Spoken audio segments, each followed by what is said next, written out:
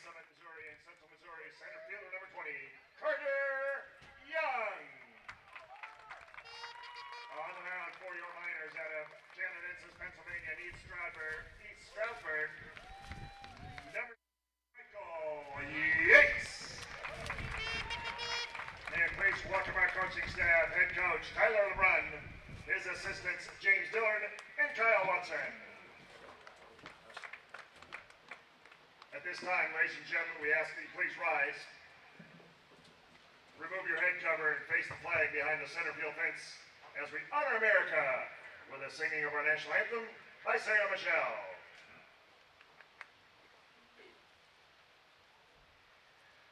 Oh, say, can you see by the dawn's early light what so proudly we hailed at the twilight's last gleaming, whose broad stripes and bright stars through the perilous fight o'er the ramparts we watched were so gallantly streamed.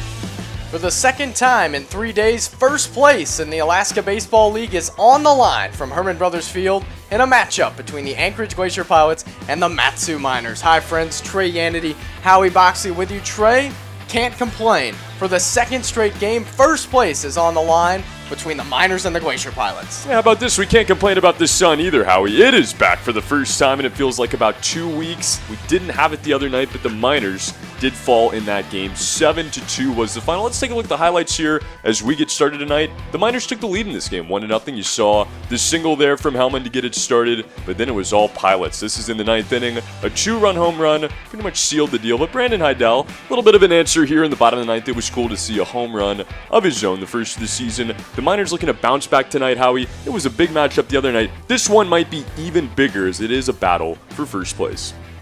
They will look to bounce back behind the arm of Michael Yates, who takes the ball for the Miners. We'll have the rest of the starting 9 for Mat-Su. Keys to the game and first pitch right after this.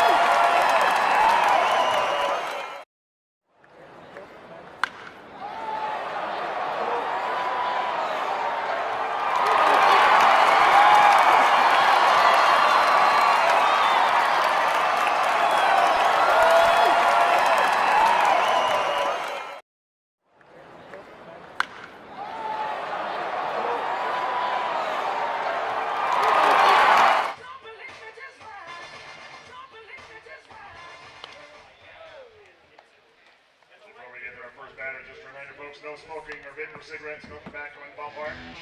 Also, remember recycling.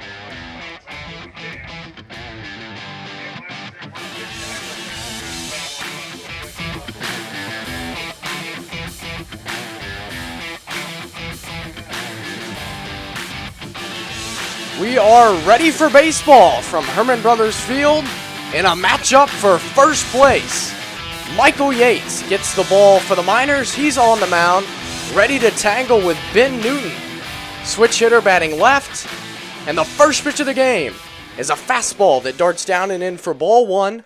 First pitch officially at 6:02 Alaska Daylight Time.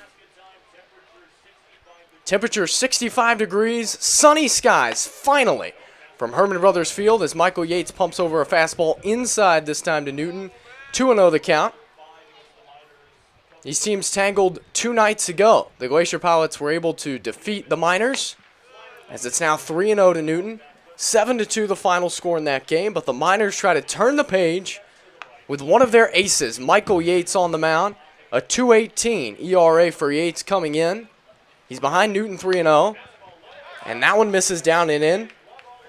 A 4-pitch walk to start the game from Michael Yates. That is uncharacteristic for Michael, who's making his 8th appearance, 7th start.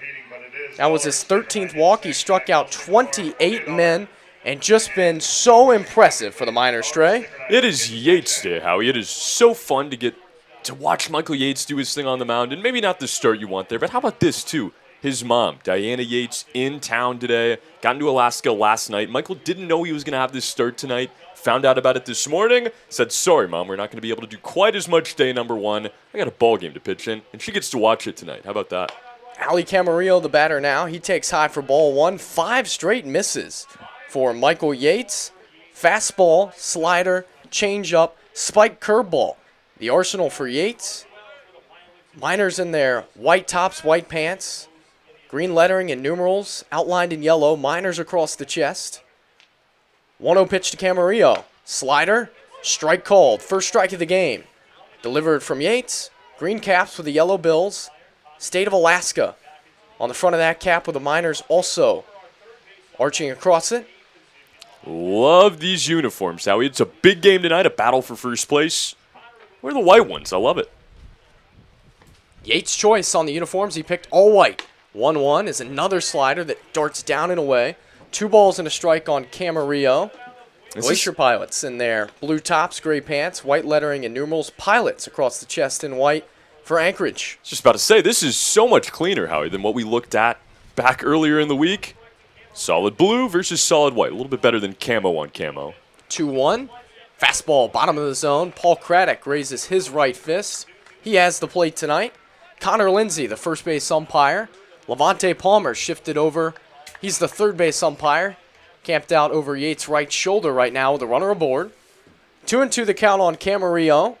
Ben Newton started the game with a walk. He leads off first, held on by Blake Avila, the first baseman. The 2-2. Swing and a miss. Wicked breaking ball from Michael Yates. He produces his first strikeout of the game. And Trey, let's take a quick look at our keys to the game presented by Napa.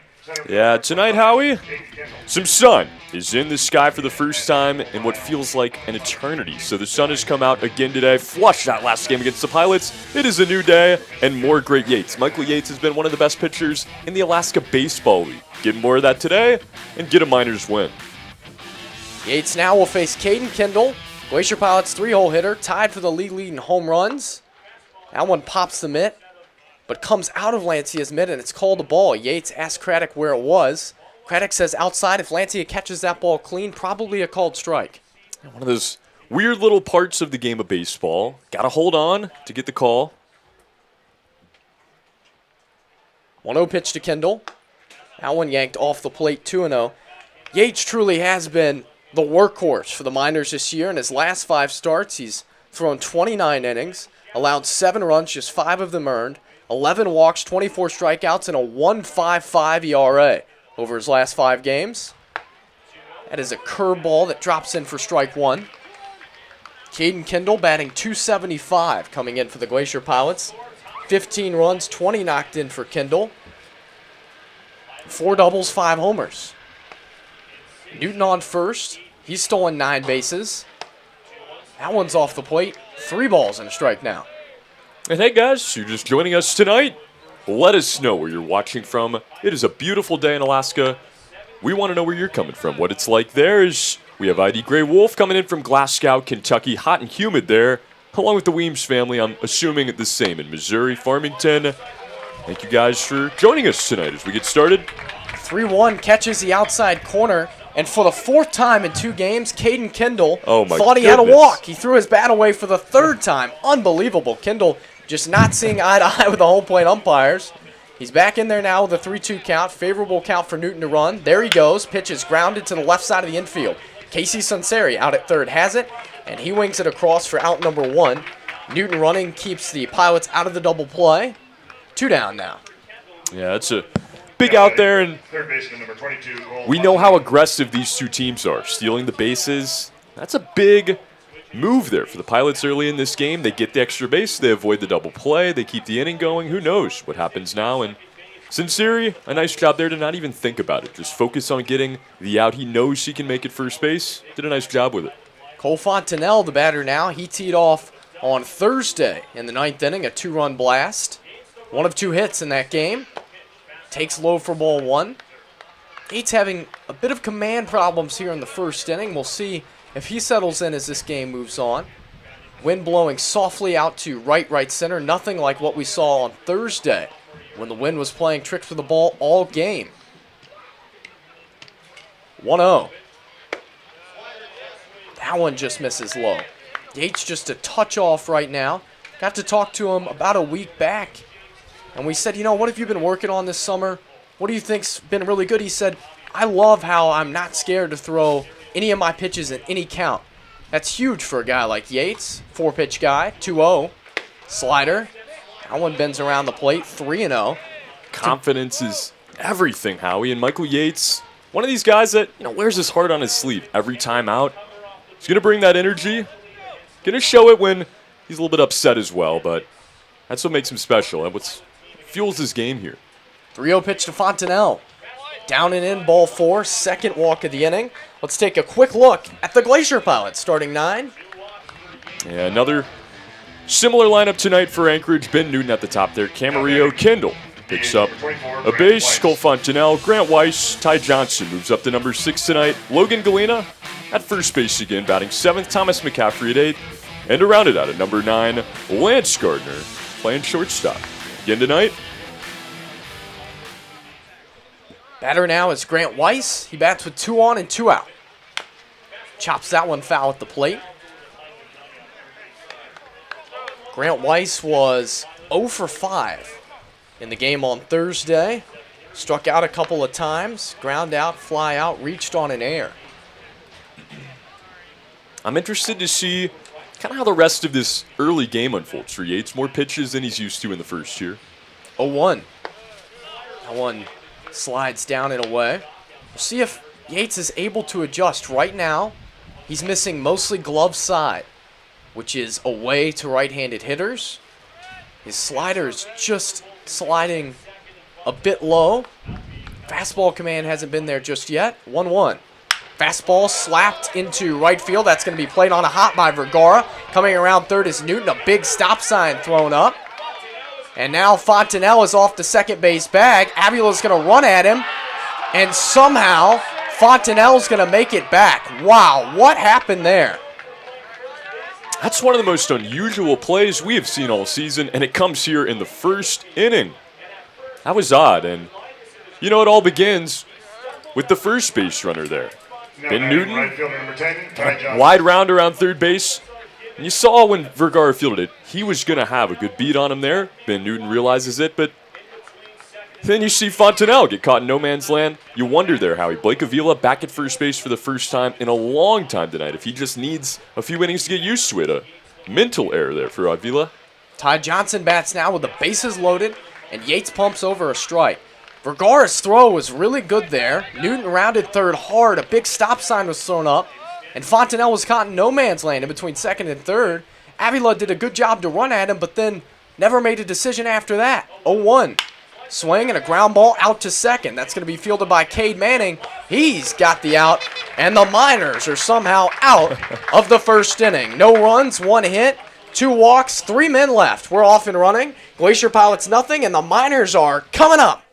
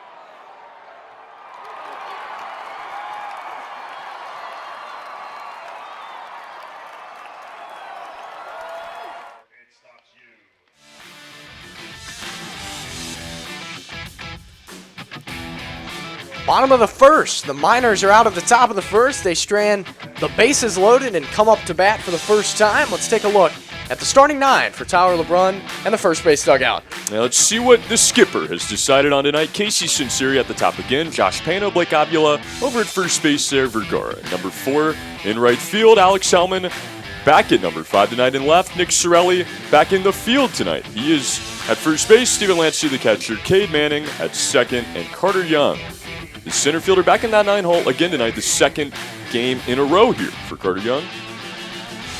They will square off with 5'9", 180-pound right-hander Blaine Traxel from Burbank, California. Traxel toes the left side of the rubber, kicks and fires, sidearm action, and a strike called to Casey Sunseri. Talked to Pilots broadcaster Casey Roll before the game. Traxel, much like Hatakanaka for the Miners, many different arm slots, 3 of them. In fact, he'll drop it down sidearm, 3/4, and go over the top. His 0-1 is sidearmed and slapped out to second. That is past a diving Lance Gardner into right field. A good start for the Miners as Sunseri reaches on the leadoff hit. And this is what we talked about before the game, Howie. You have to turn the page. You played the same team in a similar circumstance earlier in the week. Another battle for first place tonight. Throw that game out. You lost 7-2. Don't even think about it. Come out, hot start tonight. You bounce back on defense there. Now a base hit. To get them started, that's how you like it. And, you know, Howie, Traxel, kind of the hidden weapon for Dave Serrano. He had him at Cal Northridge last season. Josh Pano, the batter, takes a strike. He knew how talented he was. He was his Friday starter there at Northridge and is going to be headed to the University of West Virginia. Become a Mountaineer this fall. Serrano said, how about a trip to Alaska before all that? 0-1. Swinging a ground ball out to third. Backhand by Fontenelle. Second base 1. First base 2. Sunseri erased on the double play. Quickly 2 down. And as we get into the bottom of the first here, got to give a big shout out to Richard Rowe, tuning in from Greenville, South Carolina. What is going on, Mr. Rowe? Great to hear from you in our comments section tonight. Thank you so much for joining us. Richard, a big mentor of mine throughout the years. Great to hear from you. Hopefully we can get you a Miners win in your first telecast with us. See if Blake Avila can get it started. 3-hole hitter for the Miners. Tips that pitch at the plate. Traxel sports a fastball, a slider, and a changeup. Fastball sits 85 to 87. Trey mentioned it. Friday night guy at Cal State University Northridge this past season. He sported a 3.00 ERA. 0-1, stays low 1-1. 19 appearances, 14 games started for Cal State Northridge, 7-4. He threw 2 complete games, including his final appearance of the regular season against UC San Diego, where Trey, he pitched a 9-inning shutout, 1-1, outside 2-1. He threw 143 pitches. How does this young man have an arm I don't know. right now? Wow. Maybe he doesn't. Maybe it's a robotic arm. Technology's getting pretty good these days. I was going to say the new technology has reached the Alaska Baseball League. I like it. 2-1. Called strike. Traxel just got up with the Pilots about a week ago. This is just his second appearance. His first came against the Oilers on July 18th. He went 3 scoreless innings in that appearance in relief, so this is his first start in the Alaska Baseball League. The 2-2. Slider bends around the plate. Full count now on Avila. Alex Vergara, the on-deck hitter. Cleanup for the Miners. We got Steve Lindsay in from Olive Branch, Mississippi, suburb of Memphis there. Good to have you, Steve. And Kay Watson tuning in from the blazing heat of Texas. Avila grounds that one foul. Still a full count. Blake hitting .289. Tied with his teammate Alex Vergara, who's on deck. His opponent, Caden Kendall, who batted once in this game, with a league lead 5 home runs. He's scored 20 times. He's knocked in 21 men. And it's just been such a consistent hitter for Tyler LeBrun. He has been, and he's done all of this through the injury and the cellulitis. 3-2, slapped into left center field, right on cue. Second hit of the inning for the Miners and a 2-out base runner. And another guy that got here late, wasn't able to get adjusted like most of the guys on this roster. Didn't matter. Hit a home run in his very first game.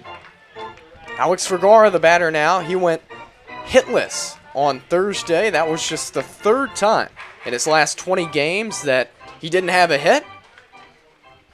He's batting near 380 over that stretch. He's raised his season average to 292 and nubs this one out to third. That is a that's unfortunate. Fair ball. Wow. Apparently not off Vergara. Tyler LeBrun out of the dugout. He's hot, not happy. As Tyler thought that was off Vergara in the batter's box. Now Paul Craddock's going to call over Levante Palmer and Connor Lindsay to talk this one out. Vergara never left the right-handed batter's box. He thought it was a foul ball all the way. As it stands, it's a 5-3 putout to end the first inning. Well, if you watch it back, and unfortunately we don't have that replay system for you, but Paul Craddock never signaled anything. He kind of let it roll down the line. It did look like it was off Vergara's foot, but, for a moment there, I think it might have just been a bad hop for Vergara. Close out the first inning. And he's going to be out. Vergara holding both his hands up. Tyler LeBrun not happy. He's out to chat with all three umpires on the first base side of the diamond. Miners starting to come out of the dugout and get ready for their second inning. We'll stick around for just a moment to see if anything comes of this conversation between Tyler LeBrun and Levante Palmer. He says his piece, stays in the game. And the Miners are out of luck here in the first. No runs, 2 hits, no errors, and 1 man left on base. We're off to the top of the second. Scoreless contest between the Pilots and the Miners. Matsu Miners Baseball on YouTube, presented by Napa Auto Parts.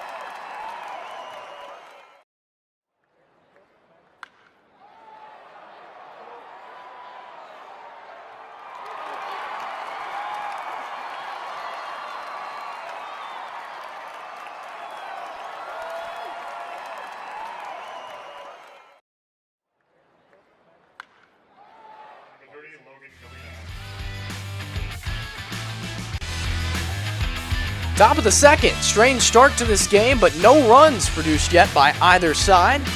7-8-9 due up for the Glacier Pilots, and Logan Galena, left-handed hitting first baseman, digs in and takes his first look at Michael Yates. First pitch. Skips up off of Lancia. Red batting gloves for Galena, who comes in 9 for 53 on the year, 12 runs, 5 knocked in for Logan.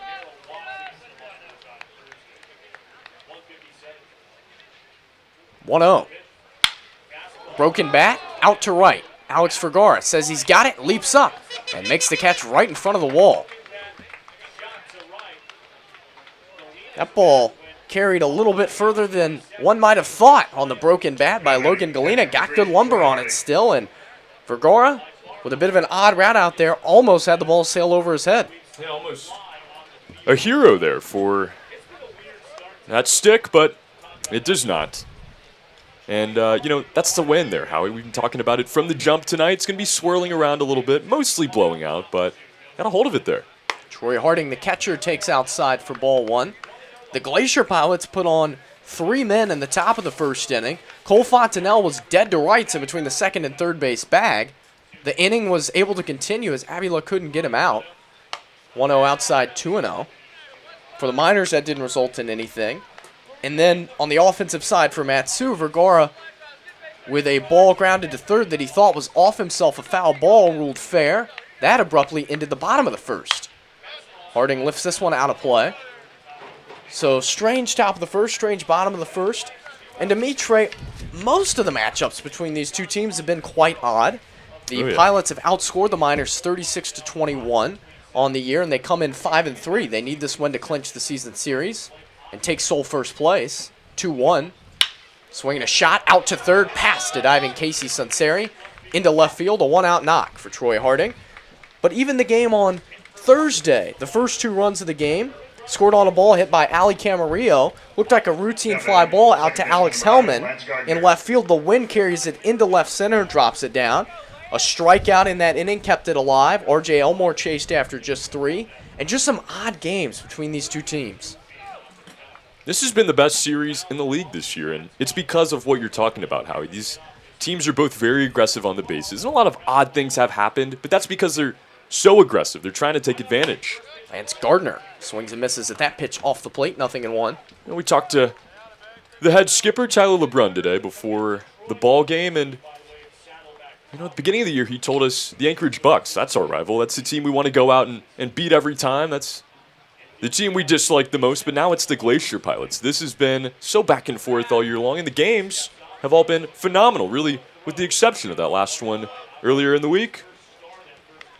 Pickoff attempt over at Harding, who's back in with a dive. Avila, the first baseman in this game. Cade Manning to his right, playing second. Josh Pano and Casey Sunseri round out the infield from right to left.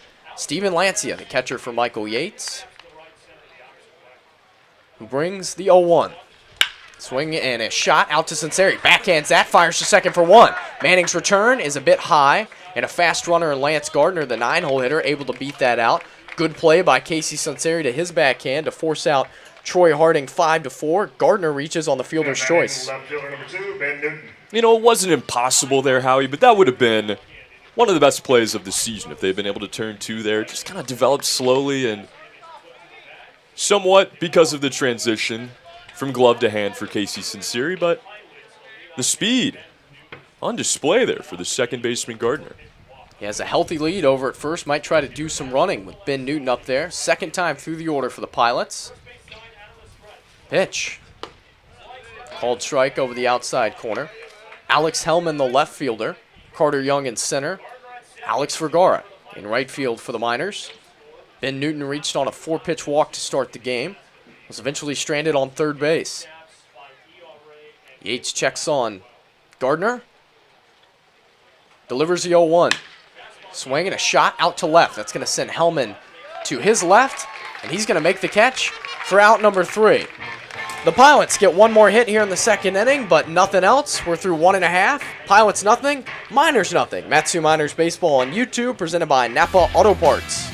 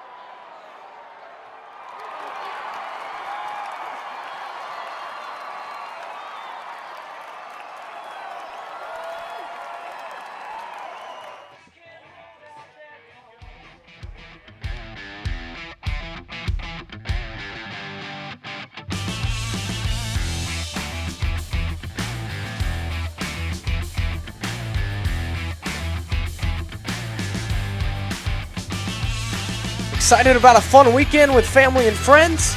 Make it happen by being safe on the road. Designate a sober driver, slow down. We want you to arrive alive. This message brought to you by the Alaska Highway Safety Office. It's always a fun weekend with Trey Annity up in the broadcast booth, Howie Boxley, and Matsu Miners Baseball in a first place contest between them and the Glacier Pilots. No score, bottom of the second. Alex Hellman leads off, takes a slider, and a good one for strike 1. Hellman fit right in. 9 for his first 27. 4 runs, 4 knocked in. And a guy who's just oozing excitement in the last frontier. 0-1 lined into right field. Base hit for Alex Hellman. And another leadoff man aboard for the Miners. Now to get you excited right there, Hellman like you said, Howie has come up here, taken advantage of this opportunity. Funny story, he was on vacation in Florida when he got the call about 2 weeks ago that he was going to be coming up here to the last frontier to play baseball for about the final month of the season, try to take this team through the playoffs. And the Miners, not necessarily in desperate need of outfield help, but it is a huge addition for this team to have that guy, be able to get a rotation, and, he's become a starter immediately in this lineup. Nick Sorelli, the batter now. Hellman leads off first. He's attempted 4 stolen bases and been successful twice. Blaine Traxel, aware of those numbers, picks at him. Back standing up is Hellman. Blaine Traxel, 1,599 total pitches this year at Cal State University Northridge. First pitch to Sorelli, who shows bunt. Pulls it back, spins out of the way, and takes inside for ball 1. A heavy workload for Blaine Traxel, who came up late for the Pilots. The addition-subtraction deadline for this league, July 14th. He came right on that day, making his second appearance. Another pickoff of Hellman, who's back dirty this time. James Dillard, the first base coach, giving Hellman some advice. Kyle Watson, the third base coach, throwing up some signs down there as his pullover flaps in the wind. 1-0. Sorelli shows bunt, pops it up. That's going to be caught by Blaine Traxel, the pitcher, for out number 1. Tough break there. Sorelli got his hands around to it. Just kind of got under it there. But Blaine Traxel really speaks volumes about him, Howie, that Dave Serrano made him his Friday guy last fall and, was the guy that he called in this situation. Dave Serrano, 15-year veteran in D1 baseball, head coach of the University of Tennessee for some time, Cal State Fullerton. He's been around the block. Steven Lancia swings at the first pitch and skies it out to left. In is Ben Newton. Wind is pushing that ball towards left center, but Newton's got it for out number 2. Not making that phone call to just anybody. And we're seeing it so far tonight. Efficiency. Gets a lot of early at-bats, outs, swings at least. And we mentioned that arm slot earlier. We've already seen 4 different looks at it here. And for the most part, I think you're going to see that sidearm look. Tries to really come from the middle.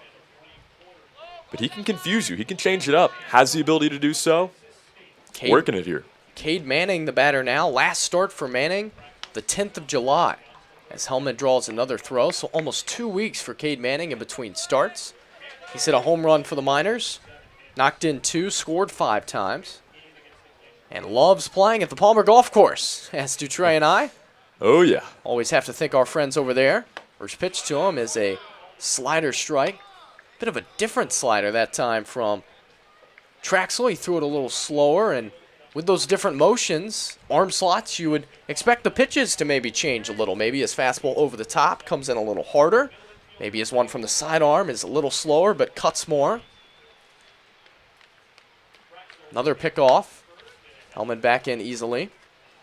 And as you mentioned, even if he's throwing 90% of his pitches from that sidearm slot, if 10% of the time he throws it from another angle, that's almost like having another pitch in your arsenal. As a 3-pitch pitcher. No doubt. A 1. Lashed out of play. Just anything that Traxel can do to disrupt the timing and throw off the Miners hitters. He likes to pitch down and away to righties. James Dillard, pitching coach, trying to work on that before the game in the cages on the field. And so far, the Miners have had some success. They've hit him hard, 3 hits through 7 tries. 0-2. Manning stays alive. Traxel sports a red glove. He throws on his left arm. Grabs the ball in his right hand. I wonder how this style is going to translate to West Virginia. If you can use that many different arm slots at a successful rate in Power 5 ball. 0-2. Bounces up there. Skips under Harding, but not far enough away for Hellman to advance. Troy Harding, the only defensive change for the Pilots from Thursday to now. He has the plate. Still Cole Fontanelle, Ali Camarillo, Lance Gardner, Logan Galena, left to right around the infield. Ben Newton, Caden Kendall, Ty Johnson, left to right in the outfield. 1-2, runner goes, and Manning fouls it away. Eddie Gray Wolf asking, does Alex Hellman attend Xavier University in Cincinnati? He does. That's down in your neck of the woods there. He transferred over that way. Used to attend Arizona State before he became a Musketeer. Really likes it in Cincinnati, though, from what he's told us. Yeah, said it had a small-town feel to it. He's on first right now in a scoreless game. Draws a throw. Hellman has just really, I think, been the perfect guy for the Miners to bring in, not just on the field, but off the field. He's jumped right in to Alaska. He has about a quarter of the time that you and I have had here. I know it. Seems like he's been here for weeks at this point. He's been here for 10 days. 1-2, Manning skies it to center. That's going to send Kendall racing back. He's got a beat on it. Throws the leather up and snatches it for out number 3. Another leadoff hit wasted by the Miners. We're through 2 complete. Glacier Pilots nothing, Miners nothing. Matsu Miners Baseball on YouTube, presented by Napa Auto Parts. Getting warmed up for the 7th inning stretch song. You might want to.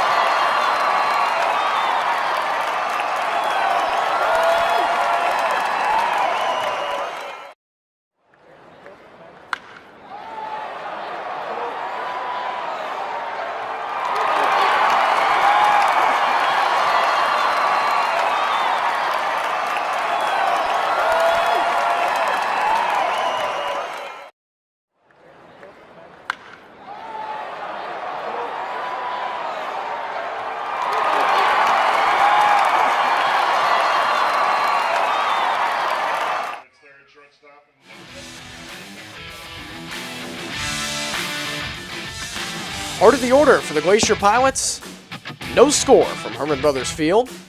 Michael Yates back to work in the top of the 3rd. Squaring off with Ali Camarillo, who struck out swinging his first time up. Yates has worked through some trouble through the first couple of innings.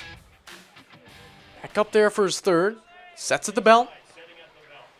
Kicks and fires. That is a pretty pitch that drops in for strike 1. Talked to the Miners' 3rd baseman, Casey Sunseri, before the game. He said Michael Yates is unequivocally his favorite guy to have on the mound in a game. Just loves the energy that he brings, the emotion, and of course the results. 0-1, grounded up the middle. Josh Panos got that near the second base bag. His throw is high, and a nice play by Avila to receive the throw and apply the tag to ensure the out of Camarillo. I was saying Avila needed some time to get readjusted to the field. Not much time, Howie. Maybe a half an inning, a 3rd. As what a play there at first base. Reaches up, snags it, and in one motion spins around and makes the tag. That's big time to start the inning here in the 3rd. Saved an error and a base runner to start the top of the 3rd. Caden Kendall, the batter now, grounded out to 3rd his first time up. First pitch yanked off the plate. But really, Yates just carries that energy throughout the game. I asked Casey, what is Yates like in the dugout when the Miners are batting? 1-0 pitch to Caden Kendall. Outside 2-0. He said, oh my goodness, he's up, he's yelling, he's cheering us on. You know, you hear of many pitchers that lock in on game day, they go sit at the end of the dugout, nobody talks to them, whatever. 2-0 pitch to Kendall. That one buckles him for strike 1. Yates, the complete opposite. He's up. He said he's in your face. He's yelling at you in a good way. He wants the offense to get on the board because he knows he's going to go out and perform on the mound. This guy's different. I mean, Michael is the best. He brings the energy even when he's not starting, even on off days, when it's not his time to go. And, pre-game, walk down to the bullpen, see him with that game day face on that we've gotten used to from Michael Yates, but he's humming. He's having fun with it. 3-1 is a breaking ball that drops in for strike number 2. He's, truly that leader that this team has needed throughout the summer. Payoff pitch. Bounces up there. Skips away from Lancia. We'll go retrieve it. Caden Kendall reaches on a 1-out walk. And it's more than what Michael Yates does on the mound. Behind the scenes, of course, all the minors, Trey and I included, hosted by host families. Alex Hellman staying at the same house that Michael Yates is. We talked about Hellman in the bottom of the second, how quickly he's become acclimated, how much fun he's having in Alaska. I think most of that credit has to go to Michael Yates as Cole Fontanelle bats. And a pickoff attempt here, back with a dive is Kendall. He's roommates with him. He's getting him out there. They're playing golf. They're hiking. They're jumping in Gold Cord Lake, which I don't recommend. but truly, they're having fun. They're getting the most out of Alaska. They're doing it correctly. Pitch to Fontanelle. Swing and a miss. Off speed. Gets Cole for strike 1. Michael, like I said, has his mom in town right now. She gets to watch him pitch tonight. She brought him some zucchini bread. Said it's already gone, of course. Michael is, he is a leader. There's no doubt. Go around the field right now. Ask him who has been the most impactful. They'll tell you Michael Yates. 0-1. Skips up there. And Caden Kendall was super far off the first base bag, but he's able to make it back with a dive on a back pick. Lancia sort of double clutch, maybe a chance to erase Kendall, but he's still aboard. Hesitation from both the base runner and the catcher Lancia there. Nobody wanted to make a decision, and it's like nothing ever even happened. 1-1. Skips up there. This time, Kendall's going to take off. A good read by Caden as that ball was in the dirt. And he reaches second on the wild pitch.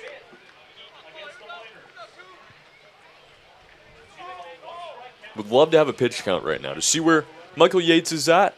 See if we could maybe even get him 4 or 5 tonight. Would still be a very solid start. 2-1. Ground ball nubbed out to second. Manning charges. That will advance the runner, but it will also produce the second out of the third inning. Kendall down to third. 2 outs for Grant Weiss. Down Manning, DH number 24, Grant Weiss. Michael Yates and the minors again trying to strand a runner on third base. They did so successfully in the first inning when Ty Johnson grounded out with the bases loaded. Grant Weiss the batter now. He had a single into right field his first time up. First pitch. Called strike, letter high. Yates just missing down early on in this game. That's where most of his misses have been. Maybe snapping the ball off just a bit too late. Slider hasn't been as sharp. 0-1. Spikes that one. This one skips away from Lancia. Kendall's coming home, and there'll be no play. Caden Kendall comes in standing up on another pitch that misses low from Yates. The Pilots are on the board, 1-0. Games like these, you're battling for first place, playing a team that is equal talent-wise.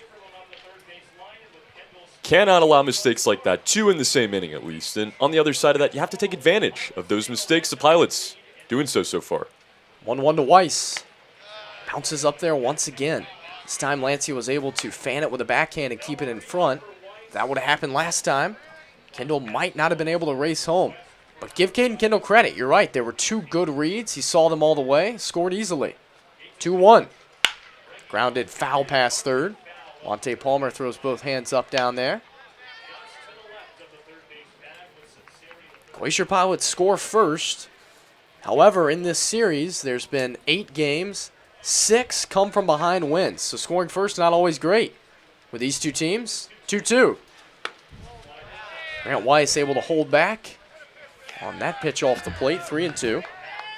There's been 4 one-run games in this series, 3 of them coming here at Herman Brothers Field.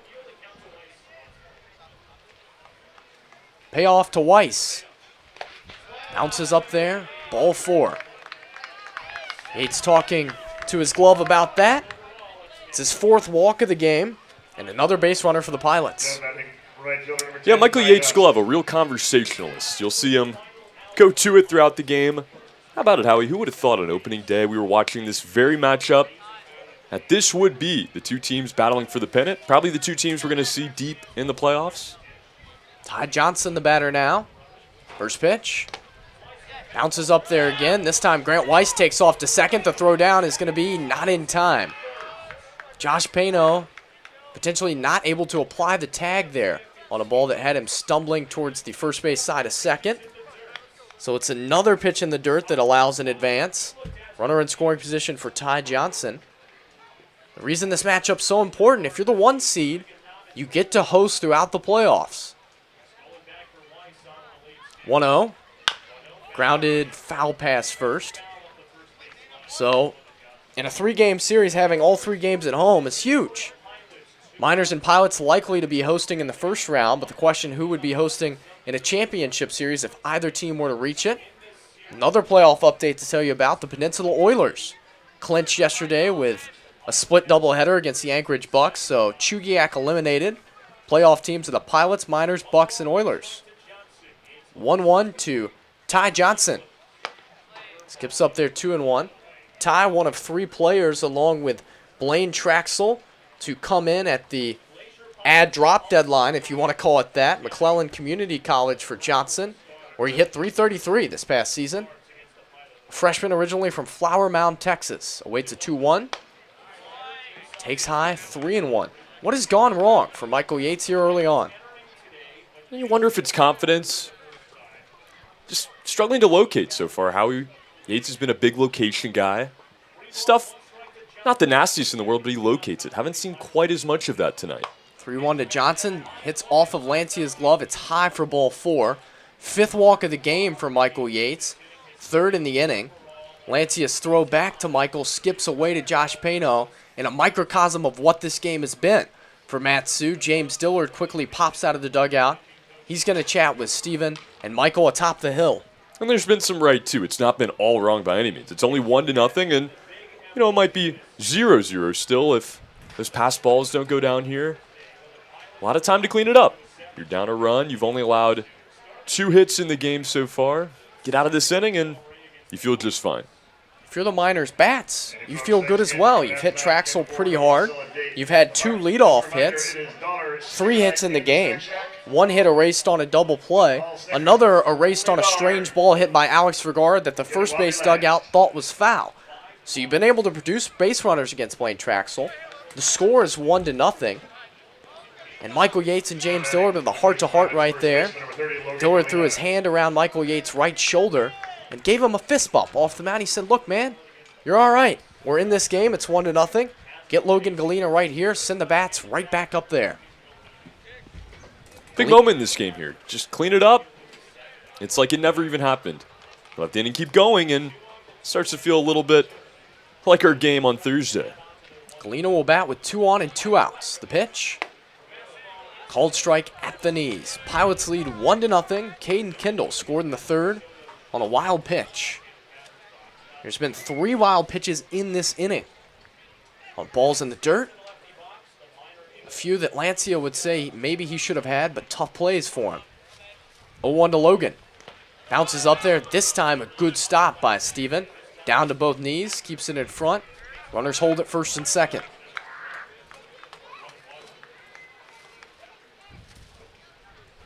Might be the best look at the mountains we've had all season tonight.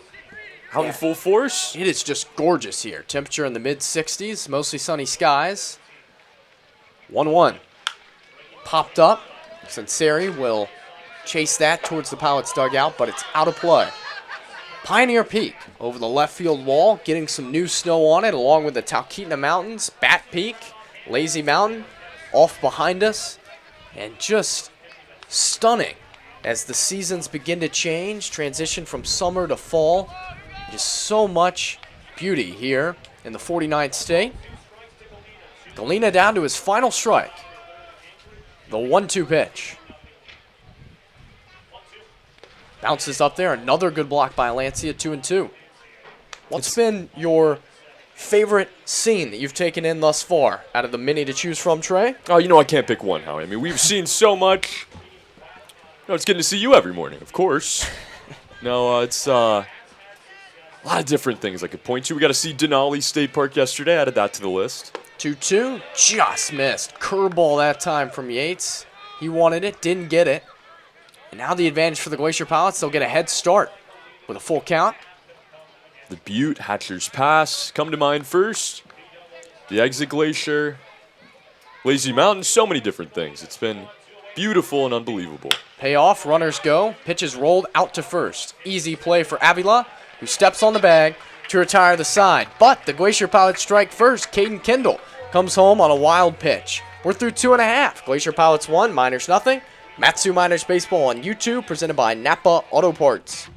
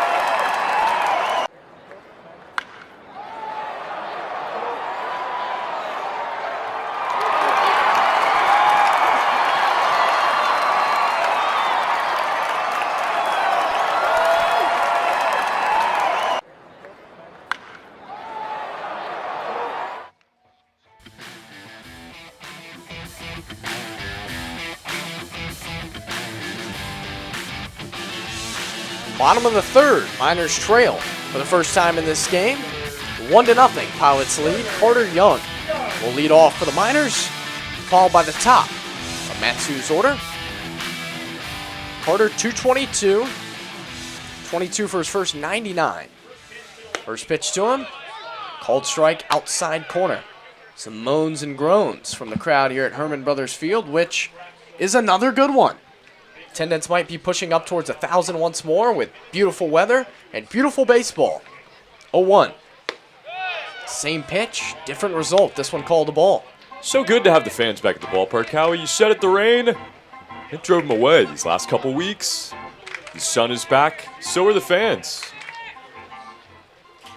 1-1. Outside 2-1. Miners and Pilots so thankful to be playing on this day. The Pilots were rained out in their game that was supposed to be played against Chugiak last night, and the schedule getting really thin for the Pilots, who are going to struggle to make it to 40 games. 2-1. Grounded foul by Carter. Pilots are 21-9 coming in. They still have 10 games remaining. Counting this one, the Miners just 6. So for the Pilots, they're trying to squeeze in those 10 games over the last 9 days until the playoffs start. The playoffs start a week from Monday. 2-2 pitch to Carter. Bounces up there, 3-2, and there's more rain in the forecast. Maybe not for today, maybe not for part of tomorrow, but coming up, upcoming week, some more rain. So Miners and Pilots on Saturday night, perfect weather, can't complain. Full count.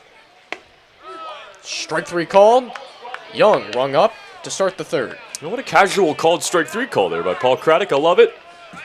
Getting smooth with it here on the Saturday night, but you know, Howie, that's going to put the Miners in a pretty awkward position when it comes to the end of the season. The percentages start to come into play. We talk about canceled games, and some of this other stuff has been brought up over the last week. It could make things a little bit unusual as they try to sort out who's the 1 seed, who's the 2 seed. Casey Sunseri, the batter now, led off the game for the Miners with a hit. Takes low for ball 1, as you could hear Paul Craddock announce from down on the field. And for the Miners, this is a huge game. If they lose this one, they'll be 1 game out, which doesn't sound like many. 1-0. Down and away, 2-0. However, the Pilots would clinch the season series. They'd be 6-3 against the Miners overall, which makes one game now 2 games because a tie does no good for the Mat-Su Miners. So truly a pivotal contest. 2-0, grounded foul pass third. The Miners still with a chance to tie the season series. These teams will lock horns one more time in the final game of the regular season, which could be a whole lot of fun from Anchorage on July 31st. If these two teams are separated by a game or less, that could be the pennant race game. Have to wait and see. Sinceri ahead in the count, 2-1. Traxel brings it. Grounded foul pass third again. That time, Traxel leaned down and brought it almost submarine style to the plate. Yeah, he's really showing off all the different arm angles in this inning. And I thought we would see that, Howie. It's kind of like R.J. Elmore, what he's told us. Doesn't want to give it all away in the first inning. He's going to hide some of it. And for Traxel, it's hiding arm angles. It's not just pitches. He can take it downstairs like he did right there. 2-2. Grounded 2-3. This one in play. Charging Fontanelle. Fires on the run. A good play by Cole to nab Sinceri for out number 2.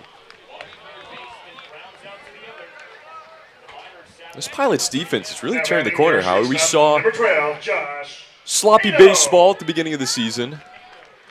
They didn't have all of their guys, I know, but they've really turned it around here and make plays like that, seems like, throughout the entire game. Traxel versus Pano. Nobody on. 2 outs in the third. 1-0 Pilots. Pitch. Slapped into right field. On the run, Johnson. He's going to make a running, twirling catch for out number 3. 1-2-3. Go the Miners in the third. We're through 3 complete. Pilots 1, Miners nothing.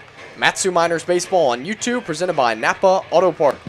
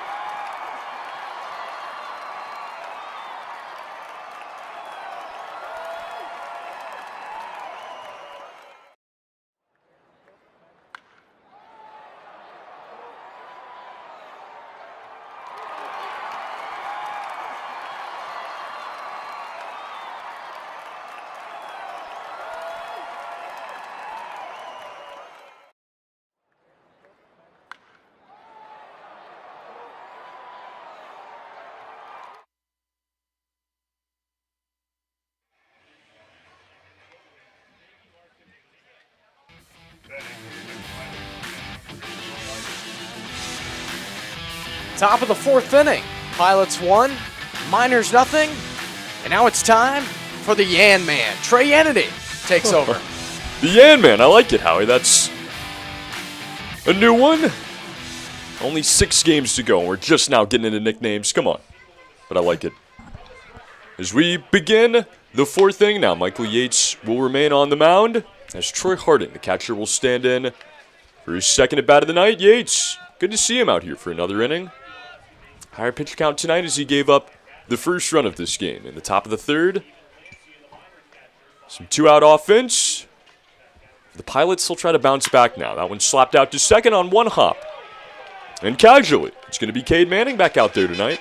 On to first in time for out number 1. And you need those if you want to stay in the game. Number 9, Lance Gardner. For Michael Yates, quick outs, easy outs, efficient outs, and gets one there on just 2 pitches. That might have been casual for Cade Manning, but that was a heck of a play over there to spear that ball that was eating him up. Kept it in the leather and threw out Harding.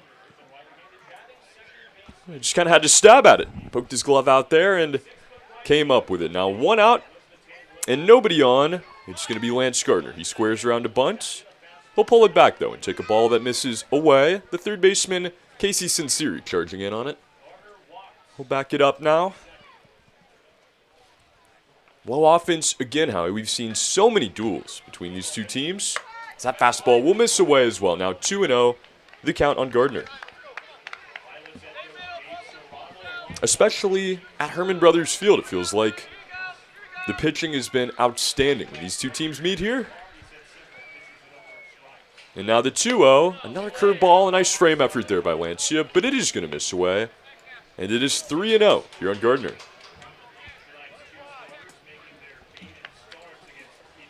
Before the Pilots scored 7 runs on Thursday, they'd only scored 4 here at Herman Brothers.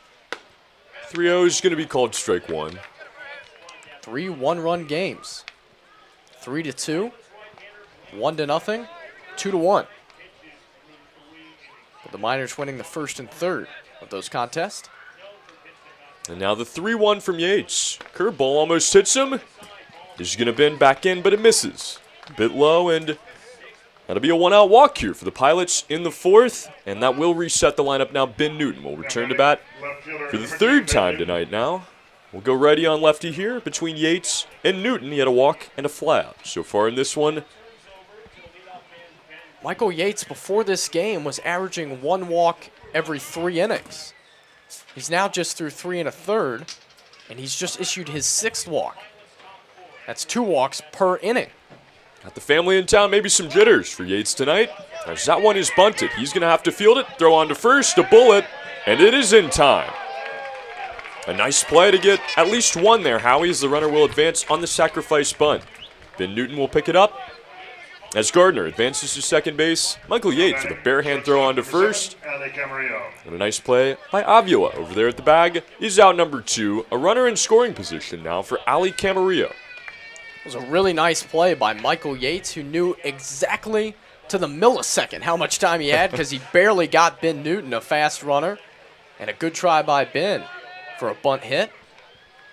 Camarillo now, the power-hitting shortstop, will stand in and take a curveball for strike number 1. He has a strikeout in this game and a groundout to his counterpart Josh Pano back in the third inning. Got a chance to double this lead here for the Pilots in the fourth. Yates from the stretch gets set, and now the 0-1. Swung on, lined up the middle, over the head of Pano into center. The wave around for Gardner. No throw to the plate as it is bobbled by Young in center field. He'll throw it to second now, and that one is also not going to be in time. Aggressive base running from Ali Camarillo. As he drives in a run, Gardner comes home to score on the base hit. He advances to second base on the error by Carter Young with the bobble in center field. His throw, a close one. It looked in time.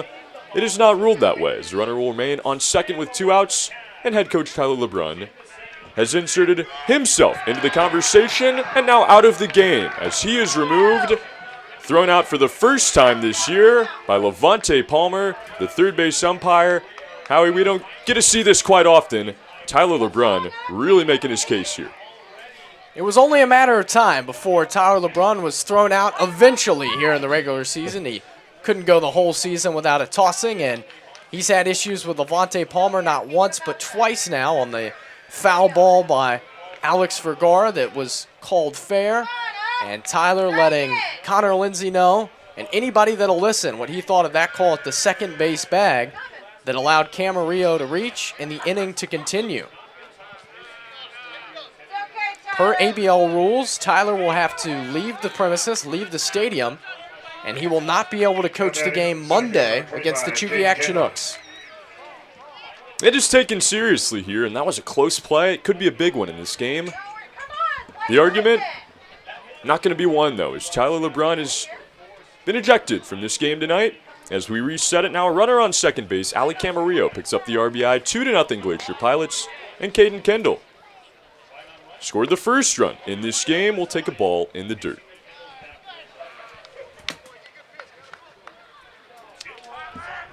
You know, Trey, never put it past Tyler LeBrun to be a master strategist in a game that his team is slumping. Yates has 6 walks. They're already behind. Maybe trying to fire his guys up. I like it. That one's chopped up the middle. Pano to his left, a long run, a long throw, And a good one to get us out of the top of the 4th inning. The Miners allow another run here. That one's off the bat of Ali Camarillo, but nothing more as a runner is stranded. And we go to the bottom of the 4th. This is Mat-Su Miners Baseball presented by Napa Auto Parts.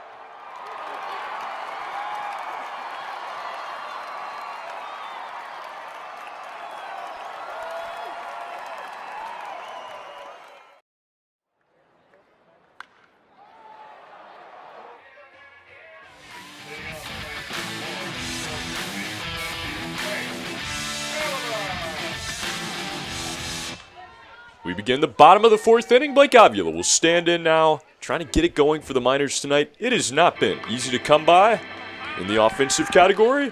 Down 2-0. Mat-Su as they host Anchorage tonight. And Traxel will deliver a fastball away to Avila to start him. 1-0. What do the Miners need to do on offense, Howie, to reset here and get back into this game? I think you got to try to use the ammunition that your head coach just gave you.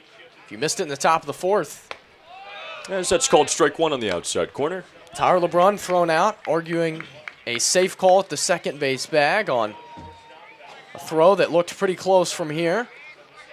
And I'm sure he'd be the first to tell you he truly thought the call was wrong, but the point I was making in the top half as that one misses away now 2-1 on Avila. Was that maybe Tyler did that on purpose. The team's struggling a bit. They've already lost one game to the Pilots this week. Try to get him fired up, get thrown out from this game, and see what his team can do from there. If there's a game to do it, this one is uber important for the season.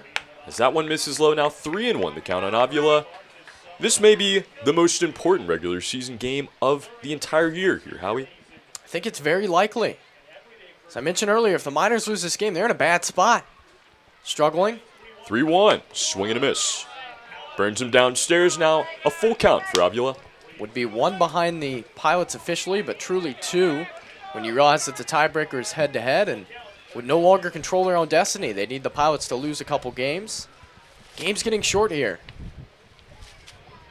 Down to 5 after this one, if you can believe that, as Avila is going to smack that into right field. He gets down for a base hit.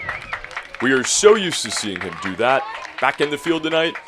Good to see him back in the hit category as he will stand on first base with nobody out for Alex Vergara.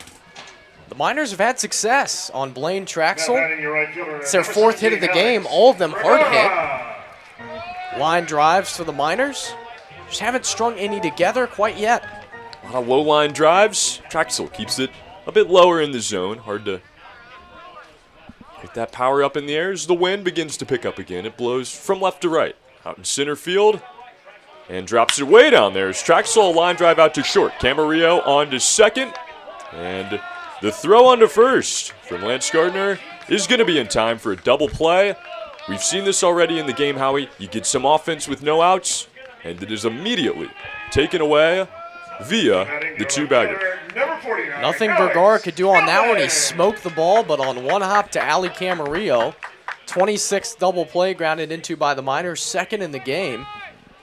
And the Pilots giving them a taste of their own medicine. They've turned 36 on the other side. As Hellman swings at the first pitch, and he will have another hit in this game, the 2nd of the night, as he hits a single into left field. It's the second time in this contest that a double play has been immediately followed by another Miners hit. Sorelli. And just some tough luck for the Miners so far. It's now their 6th hit of the game, but just haven't been able to string any together. Timing is such an important part of this game, the Miners. Not had luck with it so far tonight. There's Nick Sorelli going to try to change that with his timing. We'll have to wait on it. A swing and a miss on the curveball downstairs. 0-1. On Sorelli. The longer this game goes, the more you begin to think and ponder bullpens. The Pilots have a good one. Saw Jacob King on Thursday. He's their closer. Everybody would be available as the Pilots had an off day yesterday. Pick off to first. Hellman is back. Off day created by rain there for the Pilots. Factors into the whole scheme of things as well. Not just is there potential for missed games. That'll affect the standings, but it's rest time for this Pilots team as well. And now the 0-1 to Nick Sorelli. We'll have to wait on it. Another pickoff attempt over at Hellman. He is back in safely. And we'll reset here with an 0-1 count on Sorelli. Hellman takes a massive lead. I mean, I've never seen anyone take a lead as big as Hellman. He goes probably a half step to a whole step past the cut of the grass, which is where most runners stop their lead. 0-1 in the dirt, blocked up by Harding. That'll keep Hellman at first as he looks it in. Evens the count, though, on Sorelli now 1-1. Hellman 2 for 4 in stolen bases. He has been picked off once. The dangers of that big lead, of course. Potential for that. 1-1. Sorelli thought about it. He's going to lay off, though. It's on the outside corner. A called strike. Now 1-2 with 2 outs and 1 on here in the bottom of the 4th. One would imagine that Kyle Watson has taken over the lineup card at this point, although we are unsure. The 1-2 now. Runner goes for second. It's popped up left side. In foul territory, a long run for the third baseman, Cole Fontenelle. As it is going to drop in there. How about that, Howie? A little luck. We talk about timing. Nick Sorelli with a little bit of both here. In the bottom of the 4th as it'll drop in for a 2-out hit. And now runners on the corners as Hellman was able to advance to the third base bag with 2 outs. Finally, the wind turns in the Miners' favor. Not sure how much the wind affected that ball, but it was an awkward attempt over there for the Pilots as Fontenelle was turning and looking for the ball, couldn't find it. By the time he did, it was over his head and landed inside the chalk for probably the bloopiest of bloops of the year. You know what they say, Howie, a bloop and a blast is all you need. Lancia, a home run within the last week. Let's see if he's got another one loaded up here now. Runners on the corners and 2 outs. The first pitch is going to miss away 1-0 on Lancia. Need little breaks, Howie. We saw some for the Pilots in the 3rd inning. The Miners trying to get a few of their own here in the 4th. Steven Lancia back behind the plate tonight. Set to face the 1-0. Swings at it. It's a wave and a miss there on the changeup inside 1-1.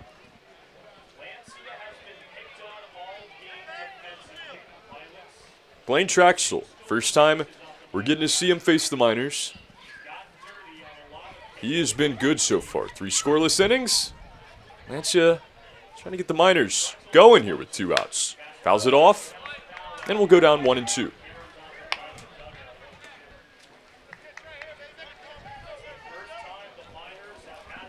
What has made the Miners so good with 2 outs, Howie? They just lock in. They don't try to do too much. They line the ball all over the field. Not trying to hit home runs with 2 outs or 2 strikes. 1-2 now. Swung on and softly lined into left center field. It is looping. It's going to stick up there for the center fielder, Caden Kendall. Some more hard-hit baseballs here in the 4th, but nothing to show for it. The Miners strand 2 runners on the corners as we head to the 5th inning. This is Matsu Miners Baseball presented by Napa Auto Parts.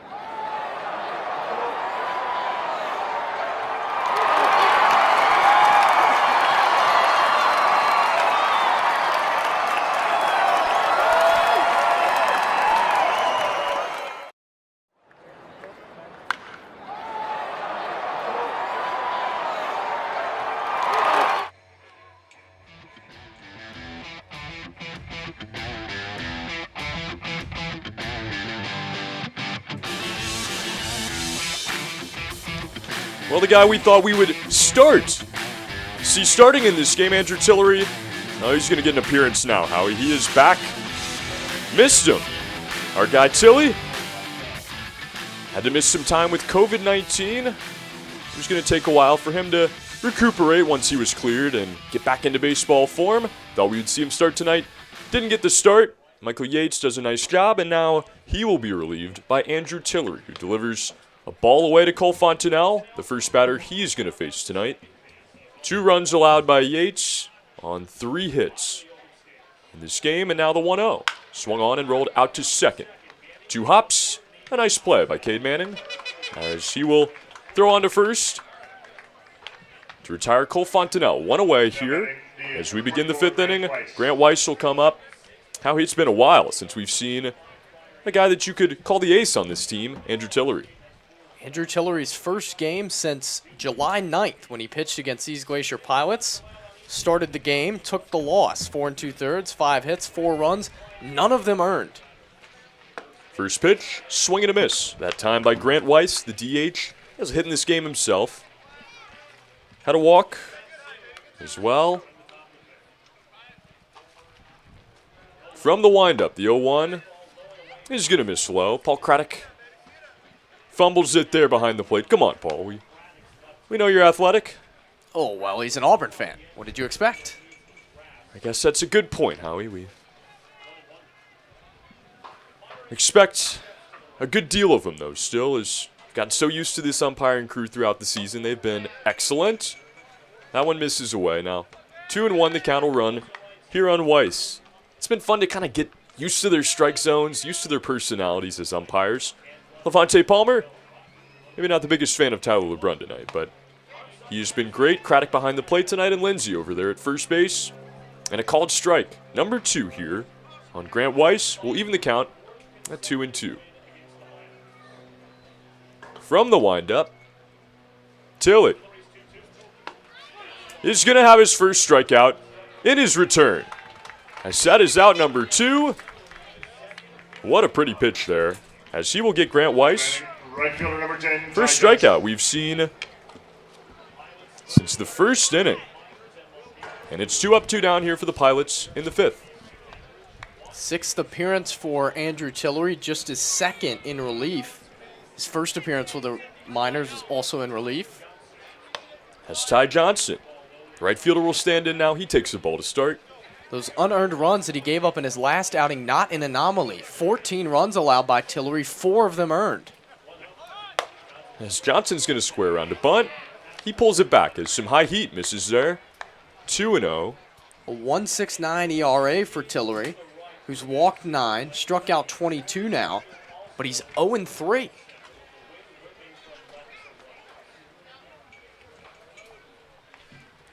Know he's got the stuff. As his 2-0 is rolled out to first base. Blake Avila backhands and runs to the bag for out number 3. Andrew Tillery is back, Howie, and he looks good. He gets the Miners out of the 5th and up to the plate. We head to the bottom half. This is Matsu Miners Baseball presented by Napa Auto Parts.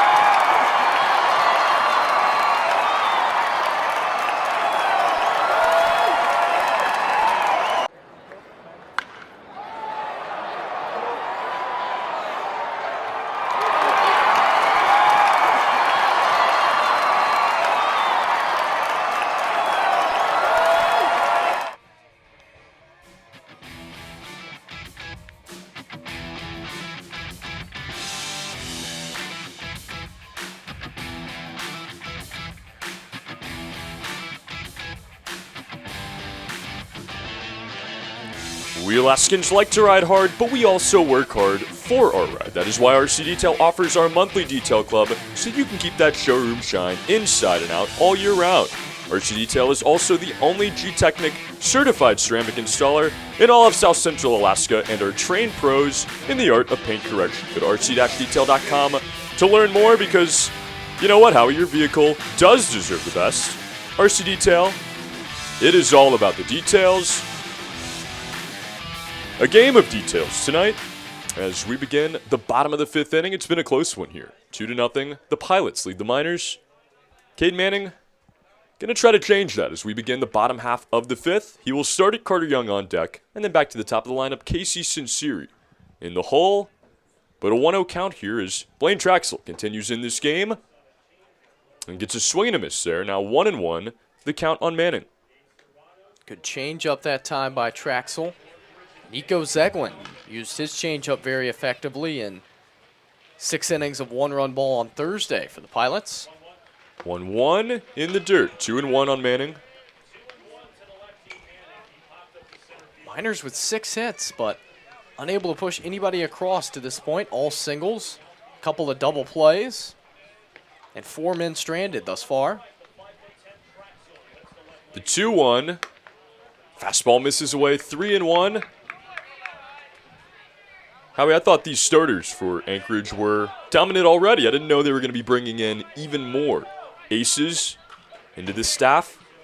We're seeing Blaine Traxel look like one tonight. His 3-1 is going to miss away.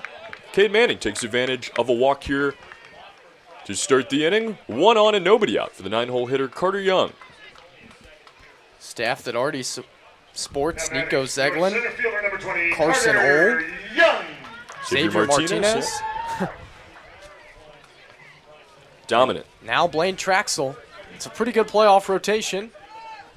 The Miners will be able to counter with a good one of their own. Carter Young. Traxel drops it down and delivers an off-speed pitch that misses away. 1-0. What's so fun about these two teams, the pitching is great. The bats come around. Bullpens are sharp. Not too much separating these two. Young squares around a bunt. He's going to miss on it. It's strike number 1. The third baseman, Fontenelle, charges in to the depth of the mound. He'll head back in an even count here for Carter Young at 1-1. Another game that Carter Young starts in center field, batting 9th. Adding a little bit of power to the bottom of the lineup. The 1-1 squares around a bunt again. He's going to get this one down. Fontenelle charges, throws to first in time for out number 1. A sacrifice bunt for Carter Young, well executed. After he missed on it the first time, he advances the base runner. Cade Manning will put a runner in scoring position now with 1 out for the leadoff hitter, Casey Sinceri. Skipper of the third base dugout, Dave Serrano, said as much himself that there's just nothing separating these two teams. Speaking of Dave, he's out right now. He talked to third base coach for the Miners, Kyle Watson, after one of the games in Anchorage and said, man, these two teams, there just isn't anything between them. They always play close games. You never know who's going to win. It's back and forth, and they're proving that here in this one. Just a 2-0 game as the Miners threaten to get on the board here in the 5th. There's been some thrillers in this season series, as you would hope for the first and second place teams. Not a lot of blowouts like we saw on Thursday. This game, been another good one so far as the entire infield's going to come in here and meet at the mound. Paul Craddock heads out to break up the party. Looks like he's going to join in on it. Maybe give some advice here. I don't know. The Glacier Pilots scored their second run following a successful sacrifice by Ben Newton. Miners trying to do the same thing here after Cade Manning reached on the leadoff walk. Advanced to second. Now maybe just a 7th single would bring home Cade Manning from second base. It's what it's all about in these pitchers' duels. It's a small ball doing the little things right. Teams now with a sacrifice bunt. And a runner on second base for Sinceri. Blaine Traxel gets his meeting, gets his sign, and now delivers. That curveball is going to miss away. 1-0. Sliding stop by Troy Harding to get over there and keep Manning at second base. Two men that may become familiar faces come this fall. They'll both be in the Big 12. Casey Sinceri committed to Baylor. Blaine Traxel will be playing at West Virginia. Asked Casey for the game if he had seen Blaine. He said no, but probably will this fall. Oh, yeah. The 1-0 now. Swung on and lined down the left field line. Is it going to drop fair? It will. As Cade Manning is going to get waved around third, he is going to come in to score. Casey Sinceri, an RBI machine, drives in another and cuts the lead in half here in the 5th inning, 2-1. It's another huge hit for Casey Sunseri, RBI number 20. And here come the Miners in the middle of the game.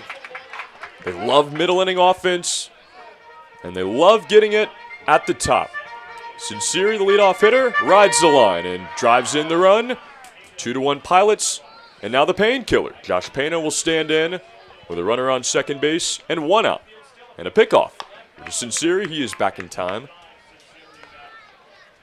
That ball perfectly placed inside the line. Just never tries to do too much. A sharp single.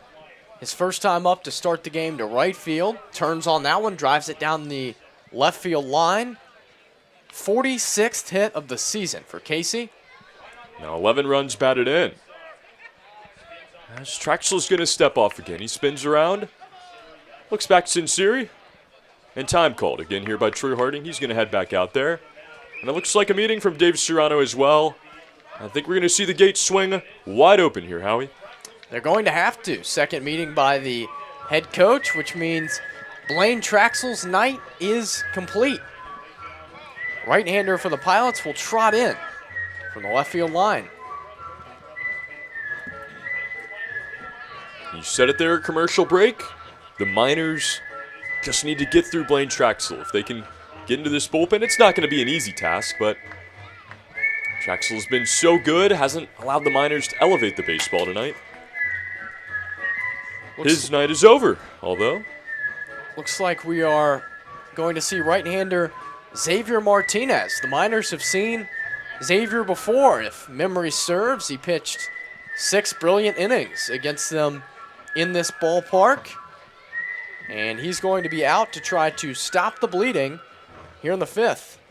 We'll let him get hot here as we will hit the break. And when we return, it'll be time for the Miners to keep this rally going in the bottom of the 5th. Don't go anywhere. This is Matsu Miners Baseball presented by Napa Auto Parts.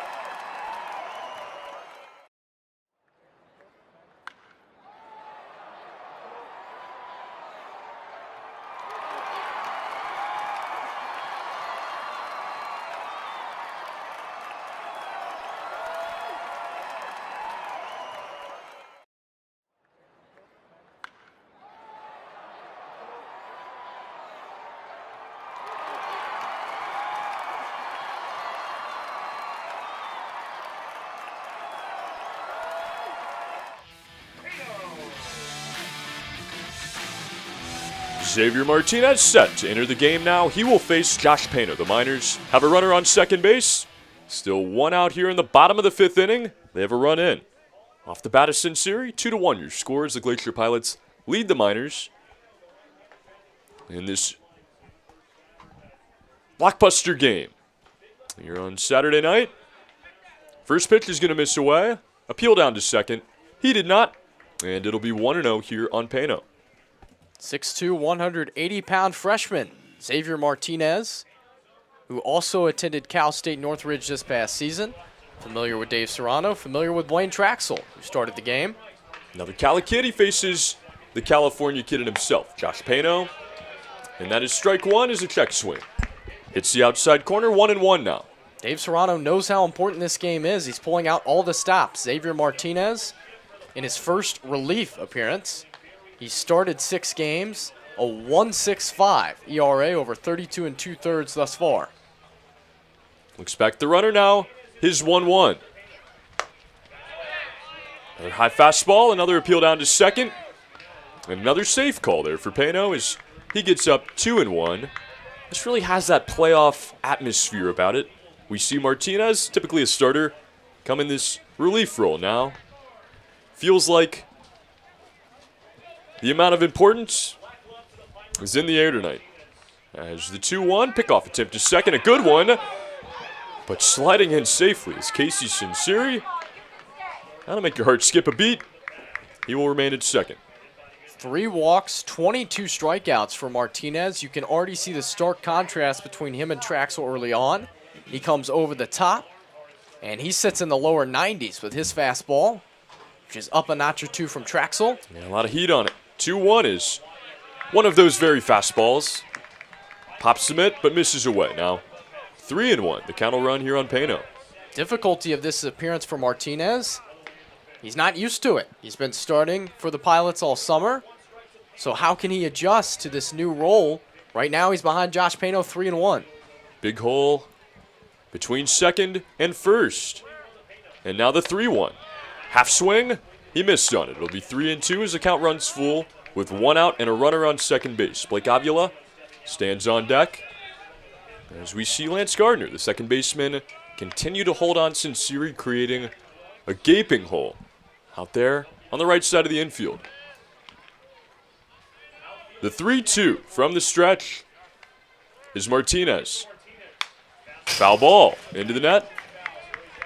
It's a good job by Josh Pano to adjust. We've seen a ton of fastballs from Martinez early on, many of them missing. However, Pano has checked his swing and not been able to hold up on a couple that's got him in a 2-strike count. That time he choked up on the bat, shortened up, and was able to just foul it away as the fastball's getting in on Pano quickly here. As he battles now the 3-2 again, swing and a miss, and Martinez is going to get the best of him. The second out of the inning. Sinceri will remain at second for Blake Avila. Now batting your first baseman, number 19, Blake Avila.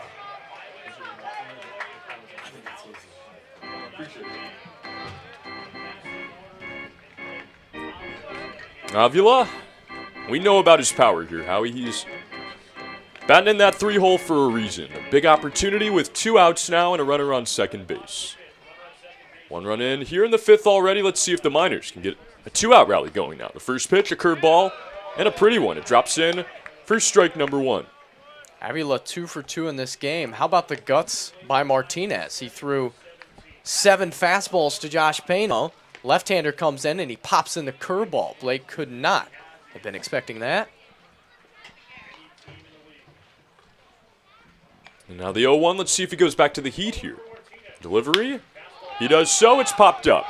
Right side of the infield, the first baseman, Galena, calls for it as he will reach up and make the catch for out number 3. The Miners score a run here in the 5th and threaten some more, but they strand a runner.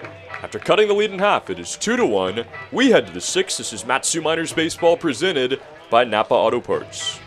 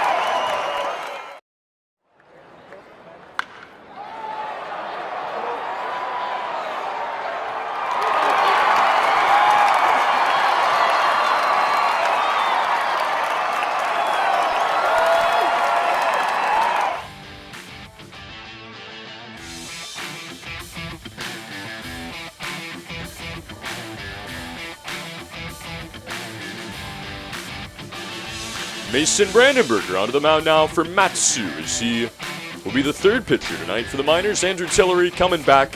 He just gets 1 inning. He looked great, Howie, but now Mason Brandenburger comes in trying to keep this game at just a run. 2-1 is your score. The Anchorage Glacier Pilots lead the Matsu Miners as we begin the 6th inning. Mason Brandon B will get set as a lefty. First in this game, it'll be Logan Galena standing in as his first opponent tonight. First pitch is fouled off behind home plate. It'll be 0-1 here. Mason Brandenburger recently announced that he will be attending UTSA this coming fall, University of Texas San Antonio. Congratulations to Mason.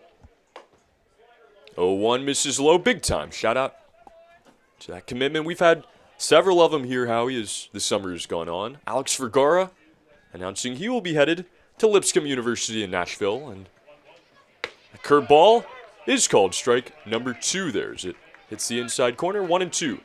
The count on Galena. Brandenburger's been good for the Miners this year. 13th appearance, a 4.23 ERA for Brandenburger. 8 walks, 28 strikeouts for Mason. 1-2. Just got a piece of it. Was Galena. It's over 27 2/3 innings pitched. Last time we saw Mason Brandenburger was in the game against Chuyak on the 18th. He pitched 2 scoreless innings, 3 strikeouts. 1-2 now. Swing and a miss in the dirt. But scooped up there nicely by Steven Lancia. Strikeout number 1 here in the 6th inning. Out number 1 is they toss it around. Down goes Galena.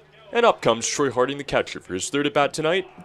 He has a hit. That came back in the 2nd inning. I like the strategy by Kyle Watson to employ Andrew Tillery. That's pretty much just a side session.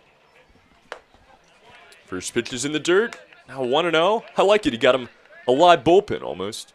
Yeah, I really think that's what it was. I still expect to see Andrew Tillery probably start the game on Monday against Chugiak. That'll be right here on YouTube.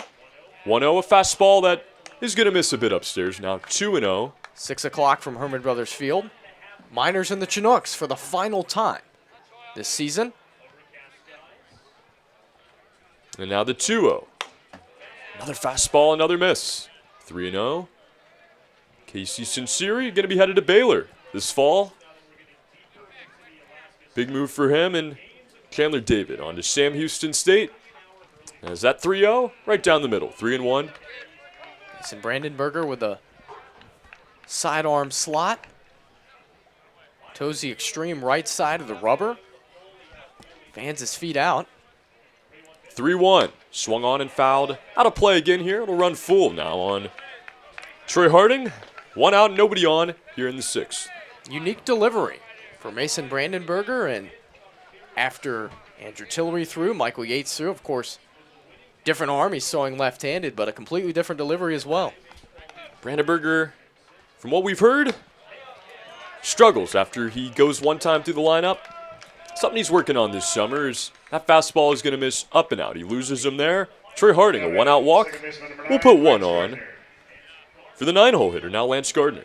He's been a jack of all trades. For the Miners, he started in a few games, but they've really locked him in to this relief role as the season has waned on, and he's done really well. 2 scoreless innings in Chugiak and trying to produce another one here. Tries a fastball. He's going to miss outside. 1-0. I think this is the best role for Mason. Middle reliever can get you 2-3 innings. Get you through the lineup at least one time. 1-0. A bunt attempt and a good one here from Gardner. Gets it in play. Brandenburger charges, fields and throws on to first. For out number 2, a sacrifice bunt will advance the runner Troy Harding on to second. Quick reminder, folks, that Alaska Fair property, Gardner goes down, and the lineup resets once again here. It'll be Ben Newton, the left fielder, standing in with a runner on second base and 2 outs. Our friend making a cameo appearance in the chat, Jonah White. Oh, the no way. play-by-play broadcaster for the Oilers says, "Go Oilers." Oh, Jonah, come on. Right now, the Oilers aren't going very well. 9-1 Bucks in the 4th inning.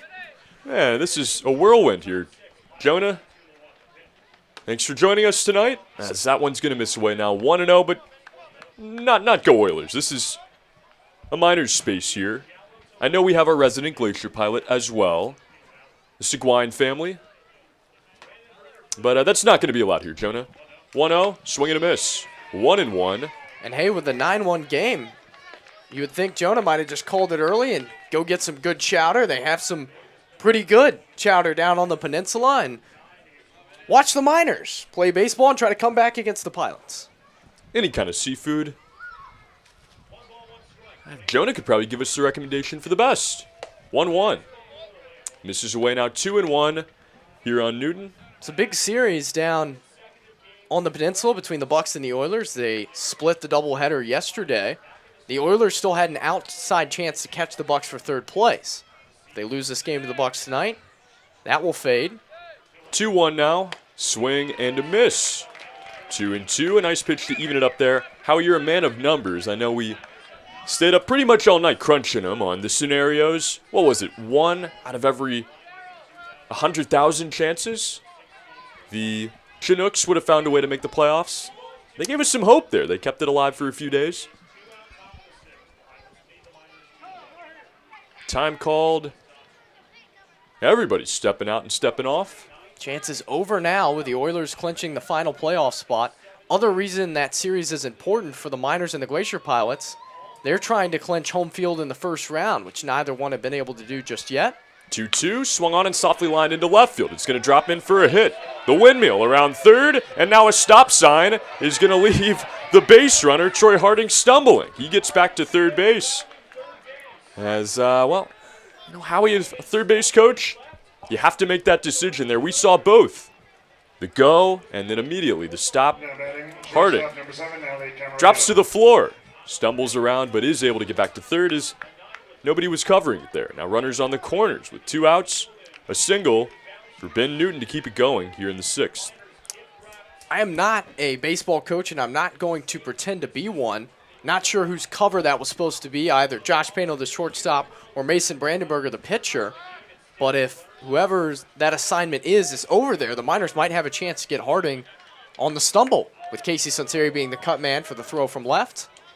It would have been a great play at the plate if it would have gone down, but it does not. And now Ali Camarillo swings at the first pitch, into the net, 0-1. And a run on the shortstop. But finishing up on the playoff scenarios, the Miners' magic number to clinch home field in the first round of the playoffs, which would be to clinch the 2 seed, is 3. Any combinations of Miners wins and Bucks losses that results in 3, and the Miners are guaranteed to have home field in round 1. Pick off to first. Newton is back. Right now, it looks like they will get no help down on the peninsula, with Anchorage leading that game 9-1. However, they have a game right in front of them for the taking for first place between them and the Glacier Pilots. 0-1. Swung on and fouled out of play again here. Now 0-2 on Camarillo. This is the big one, Howie. The game we've been waiting on for a couple weeks now to see if we would get this battle for first place. And we are here.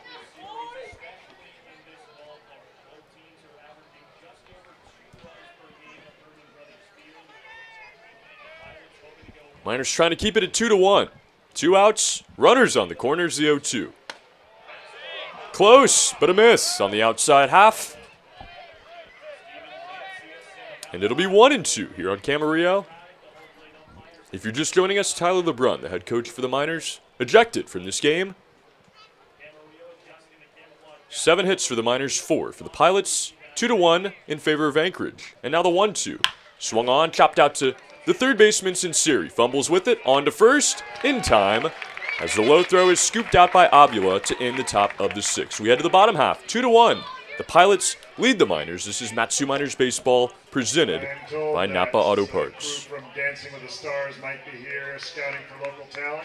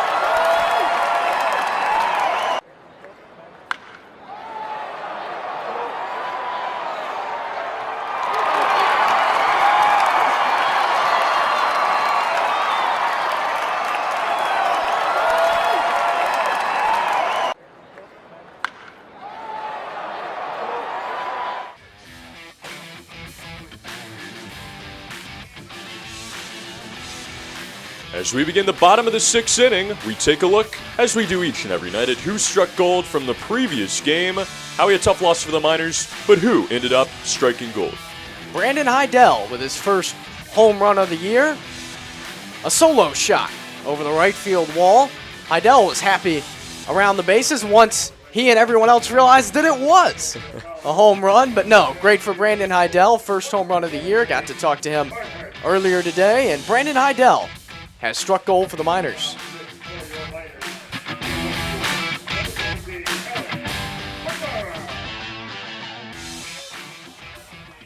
The guy we've seen do it many times throughout the season, Alex Vergara.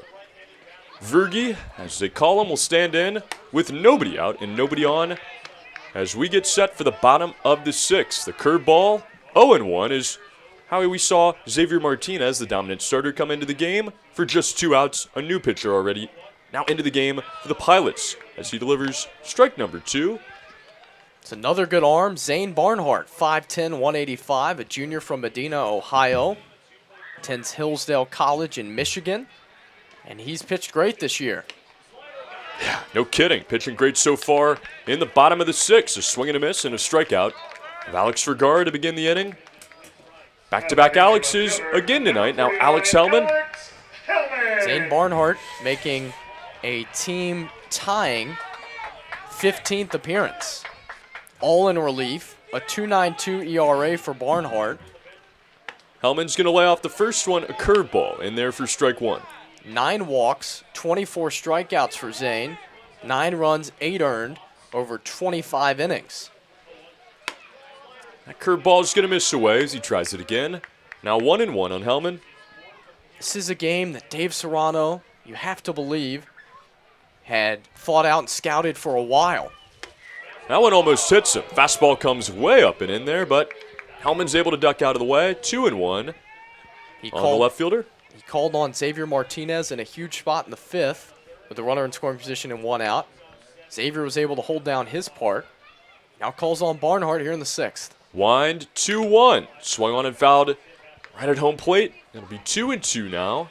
This is truly a playoff type game tonight. We're seeing it the way it's being managed. It has that kind of feeling in the air. It has been a playoff kind of game as well, Howie. 2-1 your score, just 11 hits overall. Hellman trying to add to the total, the 2-2. Fastball misses in the dirt. Now 3-2 the count. Alex Hellman in this game, couple of hits. Had one in the 2nd, one in the 4th inning. Games like this for the wily veteran, Dave Serrano.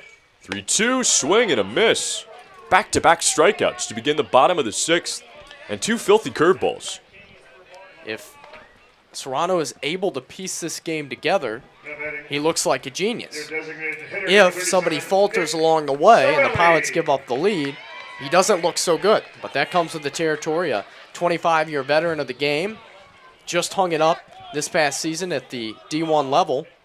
Sorelli swings at the first pitch and drives it high and deep in the air to right center field. At the track, at the wall, it is gone. Nick Sorelli, tie ball game as he has gone deep here in the 6th. He's back. Miners back, 2-2.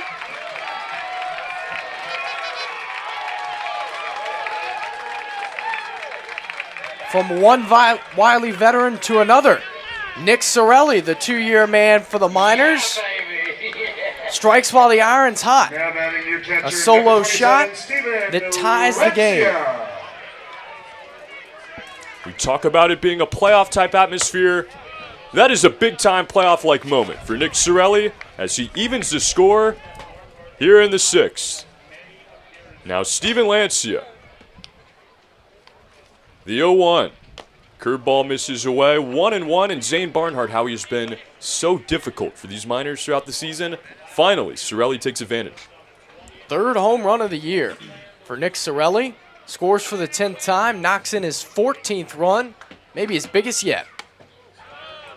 Curveball is called strike 2. Just hits the outside corner. Now 1-2.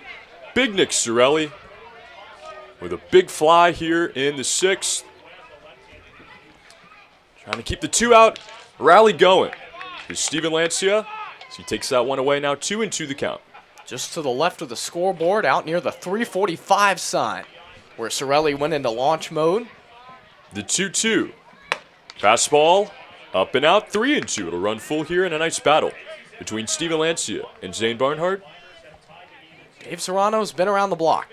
Future Hall of Fame collegiate coach. The 3-2. Misses away. And the inning will continue. For the Miners, Cade Manning will stand in now, 1 on and 2 outs. They have been so good with 2 outs, Howie. We've seen so many little rallies like this. And like you're saying, Dave Serrano knows what he's doing, especially with the arms. He was a pitching coach at Cal State Fullerton, along with Tennessee, before he was promoted to the head skip.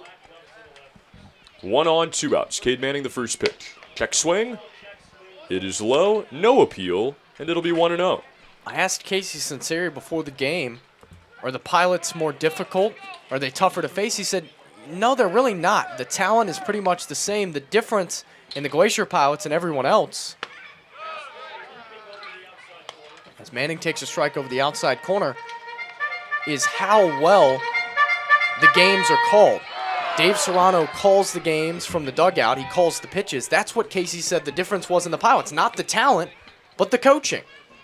The 1-1 now. Curveball. Roped foul down the first base line. Got all of it, but not accurate that time. And it is 1-2 here on Manning. Your Serrano, though, doesn't matter what pitch you call. If your guys can't locate it, which Barnhart couldn't do, the other team may be able to take advantage, which Nick Sorelli did.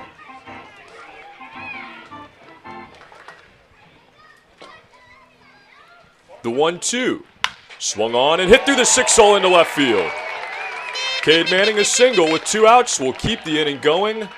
These Miners feed off of each other. We're seeing it here again, and now 2 on with 2 outs for Carter Young.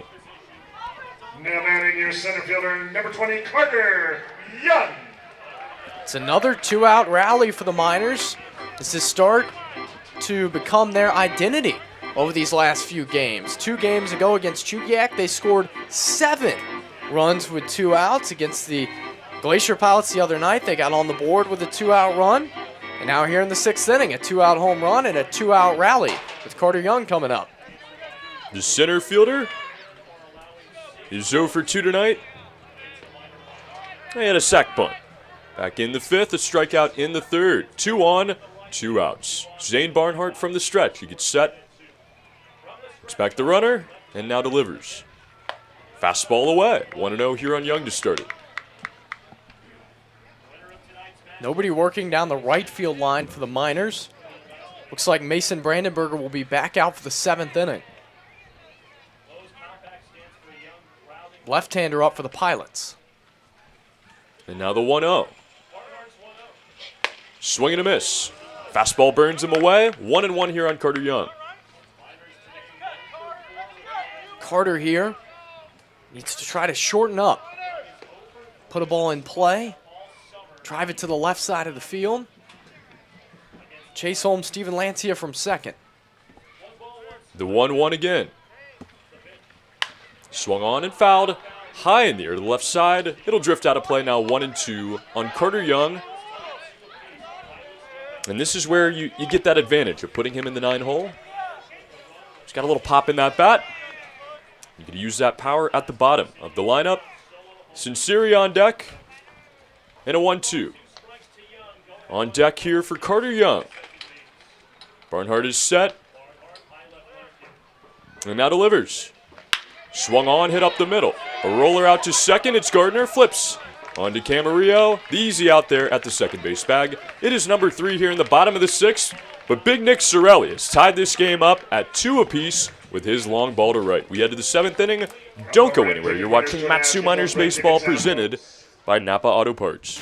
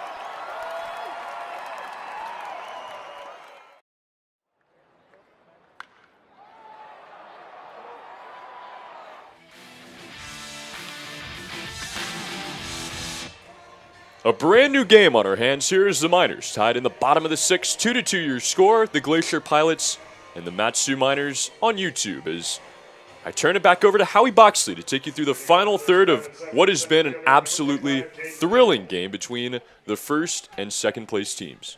It's a rally in the valley, Trey, as the Miners have tied the game at 2. Mason Brandenburger back to work, delivers outside to Caden Kendall. 6 comeback wins in 8 games between these two teams. Miners looking to make it 7 and 9. Swing and a miss. Kendall almost out of his shoes, stumbled across home plate after missing that pitch from Brandenburger. It would be a microcosm of this season, Howie. We saw it on opening day. They had to come back. 1-1. Inside 2-1. Had to come back down the stretch here to regain first place. It's been a back-and-forth season between these two teams. 2-1. Popped up. This will reach the patrons at Herman Brothers Field. Brandenburger pitched in the 6th inning. Worked around a walk and a single. Stranded 2 men. To keep the Pilots at 2, Nick Sorelli brought the Miners to 2 with a solo home run in the bottom of the 6th. 2-2. Outside 3-2. Heart of the order for the Glacier Pilots. Kendall to be followed by Fontenelle and Grant Weiss. Combined, the 3 have reached base 4 times in this game. Full count pitch to Caden Kendall. Driven down the left field line. Long run for Hellman. It's near the line and a foul ball. Just missed the chalk. That was close. That is a scary one right there, Howie. Off the bat, I thought it might have been gone. Could sneak it down the line. Only 3:22 to the pole. And then I thought it was a fair ball in the corner. Take a breath if you're the Miners here is just a full count again. And, you know, Howie, what do you think the strategy is going to be? Do we see the Miners try to match the efforts of Dave Serrano and go with their guys, assuming it would be Nate Rolka and then Colthausen in the 9th? I think so. I think you have to. If you're the Miners, this could be the game for first place. As Brandenburger tries to get the Miners to the 8th, 3-2. Swing and a miss. Blew him away with a fastball on the outside corner and a huge first out here in the 7th. It's a game of inches, Howie. That one inches away from being a no-doubt double. Instead, it's a strikeout, nobody on, and 1 out for the Miners. Sophomore from Clifton, Texas. Reached back as far as he could. Get as much mustard on that one. Struck out Kendall. Now he battles with Fontenelle. Delivers a strike. What about the catch-up? No catch-up needed. The Relish would like some representation up there as well. On that one, Fontenelle 0 for 2 in this game. 2 ground outs to second and a walk. 0-1. Fly ball center. Carter Young over in the right center field gap. He's got it for out number 2. Haven't seen too many of these so far in this game, Howie. Clean innings, efficient innings, easy innings. That's what Brandenburger has done so far here in the 7th. Mason looking for the second 1-2-3 inning of the game for the Miners, who have out-hit the Pilots 9-4, but it's tied 2-2. Top of their order will be due up in the bottom of the 7th. Grant Weiss grounds this one out to Avila. Diving stop, he keeps it in front. Throws on to Brandenburger. An excellent play by Blake Avila. What a play. To retire the side. Time to stretch it out at Herman Brothers Field in a tight contest. Glacier Pilots 2, Miners 2. Matsu Miners Baseball on YouTube, presented by Napa Auto Parts.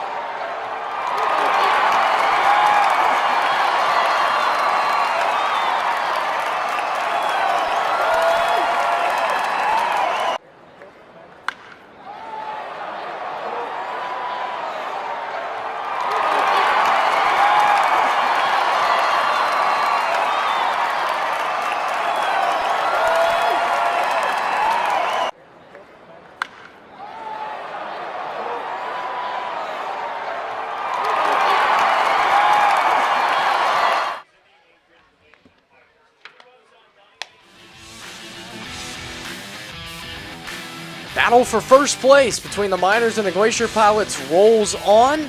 Let's take a look at the rest of the 2022 ABL standings. This has been quite the battle as the Miners stand at 23-11 in second place by percentage there, 21-9. The Pilots ahead in the loss column, the Bucks at 16-15, trying to fight to maintain a chance at that number 2 seed there, 5.5 out, 8.5 is the Oilers and the eliminated Chinooks. First time we get to see the E on the graphic this season. Casey Sunseri in the top of the order for Matsu, and a slider from Zane Barnhart that misses low. Zane pitched the 6th inning and surrendered the lead. Michael Yates off the hook. Blaine Traxel won't get the win in this game. 1-0 pitch to Casey. Pops the mitt, and a called strike. Zane at Hillsdale College produced a 2.21 ERA this past season over 16 appearances. Saved 6 games for Hillsdale. 1-1 pitch to Casey. Swinging a ground ball, hit hard, out to second. Gardner to his right. Fires out Sunseri for out number 1. Becoming a duel again, we saw early pitcher dominance, some offense in the middle innings, and makes it a lot of fun with these late season games. You start to see the bullpens match each other. Guess who's up down the right field line? 8th inning guy for the Miners, Nate Rolka, up and warming. There you go. Josh Pano in the box. He's 0 for 3. Pitch. Check swing. Didn't mean to. Off the Miners dugout for strike 1. Yeah, lucky to get a piece of it there. That one, another nice fastball. Probably would have been called strike 3, but that's what Josh Pano does. That's what the Miners do. They battle, they find a way. Just got to keep the at-bat alive long enough. 0-1. Whoa. Barnhart slips off the mound. Nearly hits Pano. Doesn't. Somehow keeps his balance and I guess didn't hurt himself. Yeah, fix that divot at the base of the hill. My goodness, that was awkward. That's a scary moment for everybody involved, but especially Barnhart, of course, is still able to deliver the baseball. That took 2 cartwheels to get his balance back. 1-1. Below Pano's knees, 2 balls and a strike now. Barnhart toes the right side of the rubber with his feet just a couple inches apart. Fans a black glove. Wind up in the 2-1. Swing and a miss. Pano tried to untie the game, didn't get it. He likes that pitch a lot, how he gets that fastball up and in. He's made a couple balls out this year on a very similar look. 2-2. Out of play, good cut by Pano this time. Barnhart's really challenging him. Goes back to the fastball for the 3rd time in a row. That one right over the heart of the plate. Asked Josh Pano to try to take advantage of it. Another 2-2. Breaking pitch, grounded out to 3rd. That's going to be gloved by Fontenelle. His throw is true for out number 2. 2 groundouts in the inning. And now Blake Avila, who's 2 for 3 in this game. Blake Avila. Couple of singles for Blake and a pop out to first. Try to get another 2-out rally started for the Miners. They've scored another 2-out run in this game. Right on left. Barnhart into the windup. The pitch. Slider cranked right to the first baseman Logan Galena, who catches that on a line for out number 3. No luck for the Miners. In the 7th, we're through 7 innings. Pilots 2, Miners 2. Matsu Miners Baseball on YouTube, presented by Napa Auto Parts.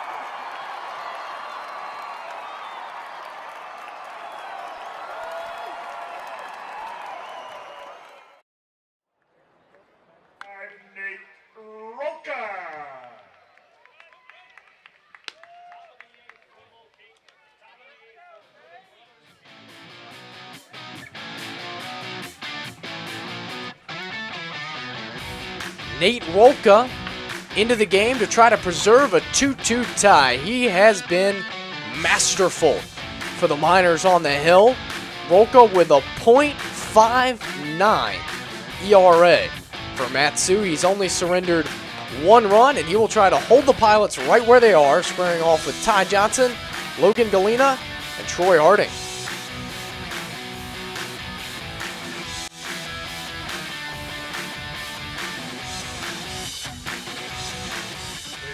Nate Rolka has been the most dominant pitcher in this bullpen, one of the most dominant pitchers in the league. He has had this 8th inning role. Sometimes that's even more important than your closer. In a game like this, you got to keep it tied. Been great at doing that throughout the season. Let's see what he's got here in the 8th. Right on left with Ty Johnson, who shows bunt, pulls it back, takes down and in for ball number 1. Rolka in his 13th game for the Miners. Just 9 hits, just 1 run, 15 walks, 25 strikeouts. 1-0. Downstairs, 2-0 for Rolka. He's really fit in nicely in this 8th inning role. Many people may be wondering, why not the 9th inning for Nate Rolka? But it's just worked out so well for Tower LeBrun and company. Rolka gets the 8th. Towson gets the 9th. They've both been so good. 2-0. Catches a corner, 2-1. Yeah, Delaware's got a good one here. Nate Rolka, I think he feels a little bit more comfortable in this role. Gets to set up. There's a lot of situations like this. Don't often see Nate Rolka in games that are not within a run or two. 2-1. Downstairs, 3-1. Redshirt sophomore from Dalton, Pennsylvania. A 3.18 ERA at the University of Delaware this past season. Seen him work out a couple of bases loaded jams. 3-1. Out of play. Kind of feels comfortable no matter what he is tasked with. And it's a big moment here. There's one guy I want to call on nerves-wise. Guy that is not going to be too affected. It's probably going to be Nate Rolka. Rolka pitched against Chugiak on Monday, 3-2. Out of play for Ty Johnson. Got in his requisite 1 inning. 1 walk, and then slammed the door. 3 strikeouts for Rolka after that. It's a full count on Ty Johnson. Any base runner is danger in a 2-2 tie here in the 8th. The payoff. Johnson lifts this one to left field. Hellman on the run. Crosses into foul territory. Still coming near the Pilots' bullpen. And it will drop down a foul ball. That would have been really impressive. A long run, and it speaks to the amount of foul ground at Herman Brothers Field. Talked about it early, haven't brought it up as much recently. There is all kinds of foul territory here, maybe the most I've ever seen it. It's probably about 50 feet from the foul pole to the fence. All of that in between is foul territory, and it runs all the way down the line. 3-2. Letter high, ball 4 called. Leadoff walk to Ty Johnson on a pitch that looked pretty good. Paul Craddock says it's low. Now batting first baseman number 30, Logan Galena. He has not been giving out low strikes tonight. Seen him kind of borderline on a lot of those pitches that are low and away. And a lot of cut on that pitch there. Maybe he lost it for a moment. Ty Johnson may try to steal here. Avila holds him on. We've seen a couple of sacrifices in this game for the Pilots. Logan Galena, the batter. No sign of a bunt and a called strike. 2 sacrifices for the Pilots in this game. 1 for the Miners. 1 man that has been successfully sacrificed has scored for the Pilots. 1 of 2. 0-1. Good block by Steven Lancia. Folks, it is $2 Rolka burger crouches time, down $2 burger just in time. case Get Ty up on the Johnson backs. tried to take off towards second. He didn't.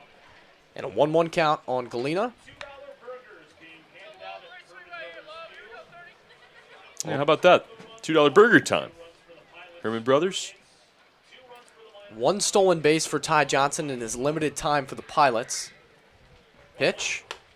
Upstairs 2-1.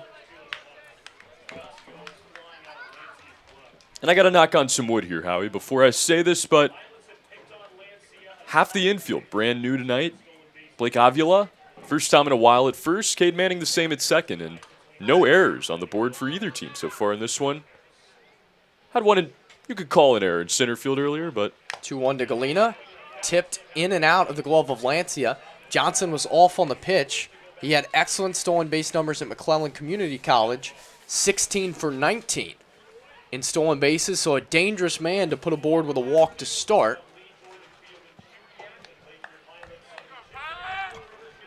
Logan Galena 0 for 3 in this game. Line out, ground out, strikeout.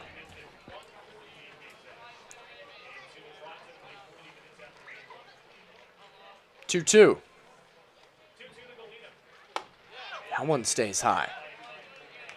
That's got to be so hard to lay off there if you're Logan Galena. It looks like a curveball, really more of a changeup. Just kind of floats it up there, and it doesn't drop as you might have seen it on your screen there. It looks like it's right about to. A nice eye from Galena to lay off. Avila holds on. Ty Johnson. Favorable count to run. The 3-2. Not going. Pitch is down and in. Ball 4. Back-to-back walks. And the Miners in some trouble here in the 8th. It's frustrating. Late in the game, fought back to tie it up. Now batting, catcher number 3. And the walks are starting to get you here in the 8th. Well, I haven't seen too much of this throughout the season from Nate Rolka. This is the one knock on Rolka. He has issued a number of walks, but he's been able to work around it and only allow one run. Could use a double play right here. Seen this kind of location issues, at least. He's struggling. Harding, the batter, he shows bunt, takes a ball, snap throw back to second. Not in time, ball dropped by Josh Pano. As Lancia tried to catch Ty Johnson, napping out at second base. What an effort there by Lancia. Almost had him, too. And, you know, for Nate Rolka, it's really a different kind of style than the rest of this bullpen. He doesn't pitch to contact quite as much. He has a little bit more of a animated motion. 1-0 pitch to Harding. Shows bunt again. Gets it down. Rolka pounces off the mound. He's going to have one play. He's going to tag out Troy Harding on his own. It's a successful sacrifice for Harding, who puts 2 men in scoring position with 1 out. Love the assertiveness there. Nate Rolka, he's made all the outs, but you can tell he's a little bit uncomfortable sometimes when he's given that underhand toss on to first. Decides to take it himself. Make sure they get that out there. And like you said, his only play. Easiest way to do so. Now you got to button it down with 2 runners in scoring position and less than 2 outs. James Dillard, the pitching coach, out to chat with Rolka about how to attack Lance Gardner, who's due up in this spot. 9-hole hitter for the Pilots with his camo helmet on. James Dillard folds both his hands over his chest and chats with Rolka and Lancia atop the hill. Pivotal spot in this game, 2-2. Sure appreciate you coming out tonight on Kendall Ford. Night at the park. Big moment here. Reminder, 1 week left in the What are regular you season. saying to Nate Rolka if you're James Dillard right now, Howie? Next week You can on see Monday, clearly here a 6 conversation o'clock. going on between Dillard and Rolka, which maybe pitchers aren't as used to. Sometimes pitching coaches come out and they talk at them. That was James Dillard talking with Nate Rolka, who you could see hand on chest, taking some responsibility for what's happened. Do you think that's strategy, though, that conversation, or do you think it's more of a pep talk there? I truly think that it is a strategy by James Dillard to talk with Nate Rolka instead of talk at Nate Rolka. I think feeling out every guy that you have, and we'll see how it turns out with Gardner up, corners in for the Miners, lead run at third with 1 out. Pitch. Fastball right down the middle for strike 1. No, but like actually strategy. Do you think they changed something right there, you know, sequence-wise, or do you think that's more of just a kind of a pep up there? I think probably a little bit of both. And James Dillard, a pitching coach, a very good one. He probably sees something mechanically wrong with Rolka, resulting in a couple of walks. Let's hope they got it sorted out. 0-1. Another good pitch. Buckles Gardner for strike 2. All of the infield in for the Miners, as the middle infield is pinched in as well. Rolka with strikeout stuff. in a strikeout count with Lance Gardner. Johnson on third. Galena on second. Roca holds the ball down around his right knee. Sets at the belt. The 0-2. Check swing. Didn't go, says first base umpire Connor Lindsay. Oh, that is close. Thought Craddock might call him out at the plate. That is one of the disadvantages of just a 3-umpire crew. Lindsay doesn't have the good view down the first base line. At bat continues between Roca and Gardner. The 1-2. Spiked. Little calls, stuff like that, be the difference. Close games, like the one we have right in front of us here. Roca trying to shut down the runway and get the Pilots out here in the 8th. He shows the ball to Logan Galena at second base after stepping off the mound. You know, but credit to Nate Roca for handling that and quickly going back to the fastball. 2-2. Popped up. This one will reach the seats. Lancia will receive a new baseball from Paul Craddock. Toss it back to Roca, who will walk on the backside of the mound. Flip the ball from his glove hand to his throwing hand. Toe the rubber once more. Wind really starts to kick up for the first time in a couple innings. Gardner swings a black bat through the zone. Wields it over his right shoulder. And awaits a 2-2. That one spiked. It gets away from Lancia. Coming home to score is Ty Johnson. The Pilots take the lead. That is a tough break. And of course, the last thing you wanted to see there with not really any situation, but just one out still in the inning. Another runner, 90 feet away now. And of course, the lead surrendered again. And in another game on a pass ball.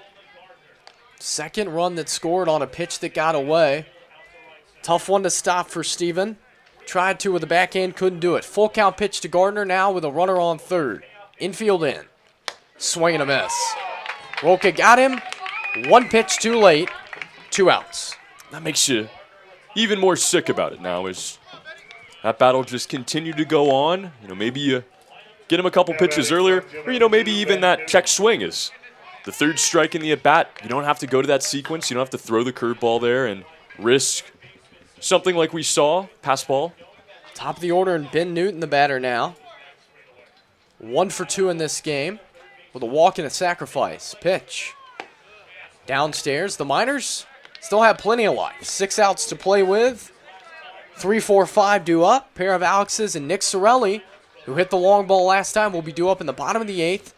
Trying to hold the Pilots at 3, though, with a 4th run just 90 feet away. 1-0 to Newton. Outside, 2-0.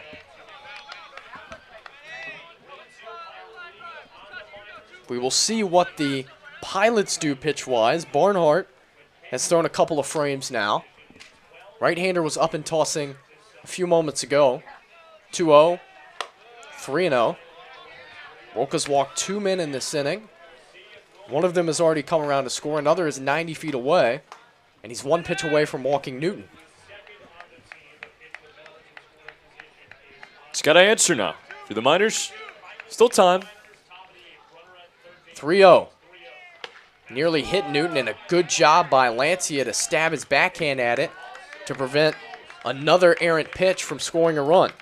Newton walks. It's the 3rd walk in the inning. It puts runners on 1st and 3rd. This inning started with back-to-back walks and a successful sacrifice by Troy Harding. Don't forget about that. That put 2 men in scoring position. It's now the 2nd time in this game that the Pilots have scored a run that was successfully moved up on a bunt. It's the little things. It's small ball. Ali Camarillo, the batter now. 1 for 4 in this game. A ball that he hit into center field resulted in the ejection of Tyler LeBrun, the Miners head coach. First pitch from Roca. Down and in. Did it hit Camarillo? It did not. It skips away from Steven Lancia. A runner's going to score from third. Watson is out. He's hot now as he thinks that it hit Ali Camarillo. Paul Craddock says it did not. Runner Ben Newton goes from first to third, and Watson is livid. Man, that's close again there, Howie. Don't want to make a call without replay, but one looked like it took an odd ricochet off of the foot of the hitter Camarillo. Of course, if that ball did hit Ali Camarillo and was called as such, it would be bases loaded for the Pilots and not a fourth run. Umpires meeting right now to discuss. The Miners acting head coach Kyle Watson standing a few steps away from foul territory. And it looks like Paul Craddock's decision is final. It's not a hit batter. It's another pitch that skips away from Steven Lancia. This one allows Logan Galena to score the fourth Pilots run. Ben Newton advances from first to third. Wow. Not the eighth inning you wanted. Not the eighth inning you could allow if you're the Miners. You already lost the game back on Thursday. You battled back in this one. Got to keep that momentum rolling. And unable to do so here in the eighth, but just 2 runs still. 1-0 to Camarillo, slapped into right field. It's going to be 3 runs now. RBI hit for Camarillo. Nothing going right for the Miners here in the eighth.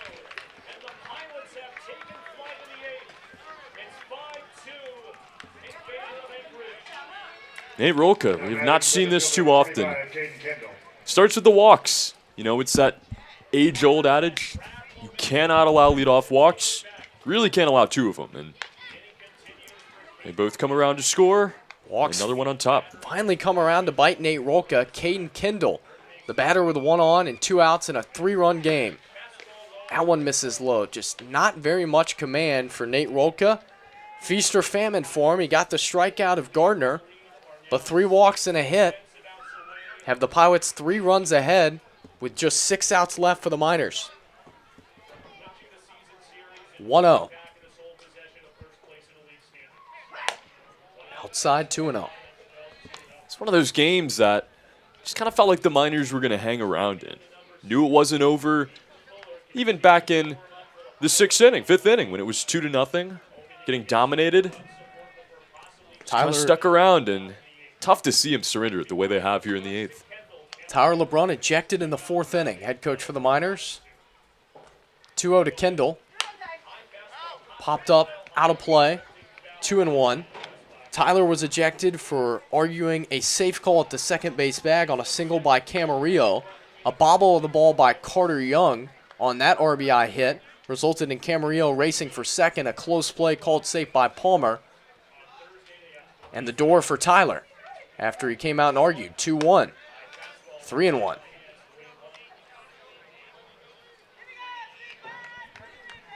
Cole Fontenelle on deck as the Pilots really try to blow it open. Still, just a 3-run game. Not looking good, but not over yet. Not over at all. You get Alex Vergara coming up in the bottom of the 8th. Alex Hellman, Nick Sorelli. 3-1 to Kendall. Called strike.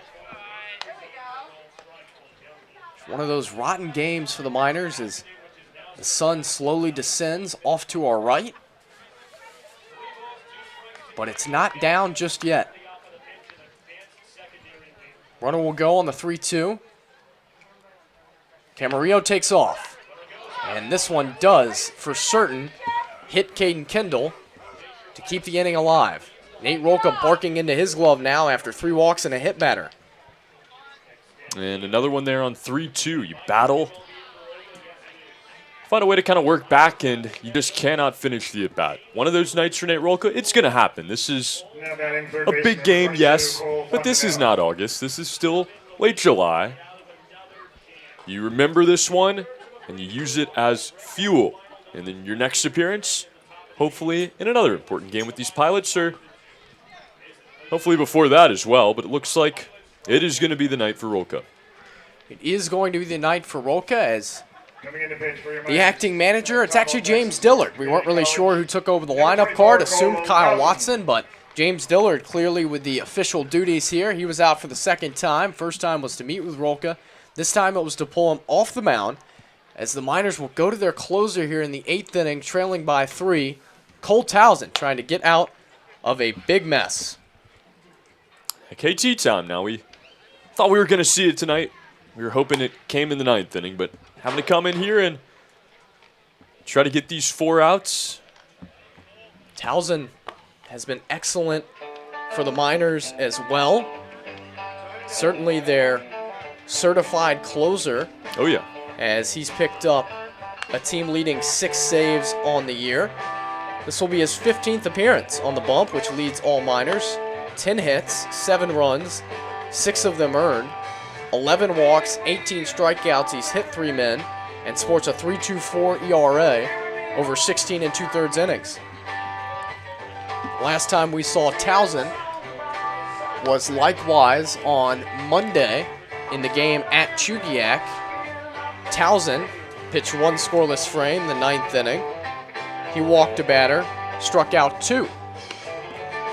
And will try to come on to shut the door for the Pilots here in the 8th, as they will send the 8th man to bat in the inning. It will be Cole Fontenelle. Inning started with back-to-back walks to Ty Johnson and Logan Galena. A sacrifice by Troy Harding moved them up to 2nd and 3rd. A series of wild pitches by Nate Rolka scored Ty Johnson and Logan Galena. A walk to Ben Newton, who advanced to 3rd on one of those many wild pitches. And an RBI hit for Ali Camarillo has brought 3 men in here in the 8th. 2 on, 2 out. And now Townsend versus Fontenelle. Fontenelle lifts the first pitch out of play off to the left. Got to keep it at 5-2 here. You guarantee that the tying run will have to come up to bat, even in the bottom of the 8th. Make it 6-2, 7. Starts to get way out of hand. 0-1 to Cole. Right down Main Street, 0-2. No, for Nate Rolka, like I said, you just got to flush it out. Cole Townsend, we saw him have a similar appearance earlier in the year. Bounced back later in the week and looked like a new pitcher. So hopefully motivation here for Nate Rolka. 0-2. Curveball just missed. Townsend sports a fastball, a changeup, and that curve that you just saw right there. A true 12-6er for Townsend. Probably the most originalist looking curveball on the team. 1-2. Fastball this time that Fontenelle fouls away.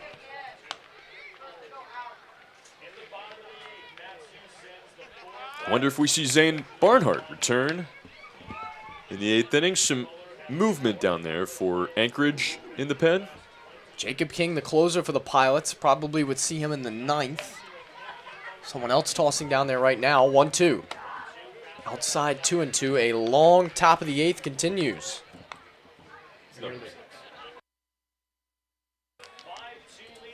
Keaton Fuller warming up down the left field line right now. Saw him on Thursday. He pitched 2 scoreless innings. 2-2. Outside 3-2. Kind of their playoff bullpen scenario. Going to get to see it for the 2nd time in a row. Love to go to Keaton Fuller and Jacob King late in the game. It's their Nate Rolka and Cole Townsend, if you will, which the Miners used tonight, unsuccessfully thus far. 3-2, runners go. Pitch is lined on 1 hop to Cade Manning. Out at 2nd. He throws on to 1st to retire Fontenelle, and the Pilots here in the 8th. But Anchorage scores 3 times on 3 walks, a hit batter, and 1 single. We're through 7.5. Pilots 5, Miners 2. Matsu Miners Baseball on YouTube, presented by Napa Auto Parts.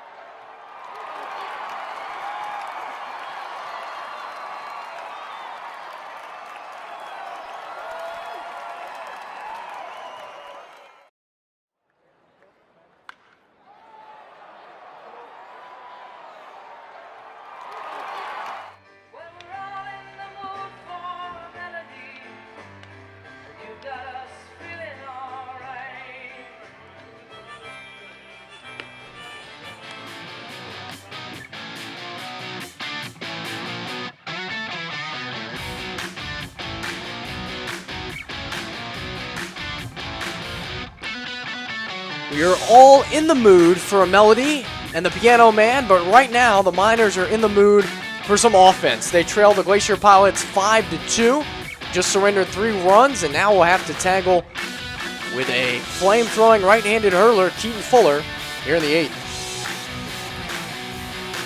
I've always liked a good melody. Keaton Fuller, a freshman, 5'11", 170 from Fairhope, Alabama, attends Troy University, appearing in his 16th game for the Glacier Pilots, a 2.17 ERA for Keaton Fuller.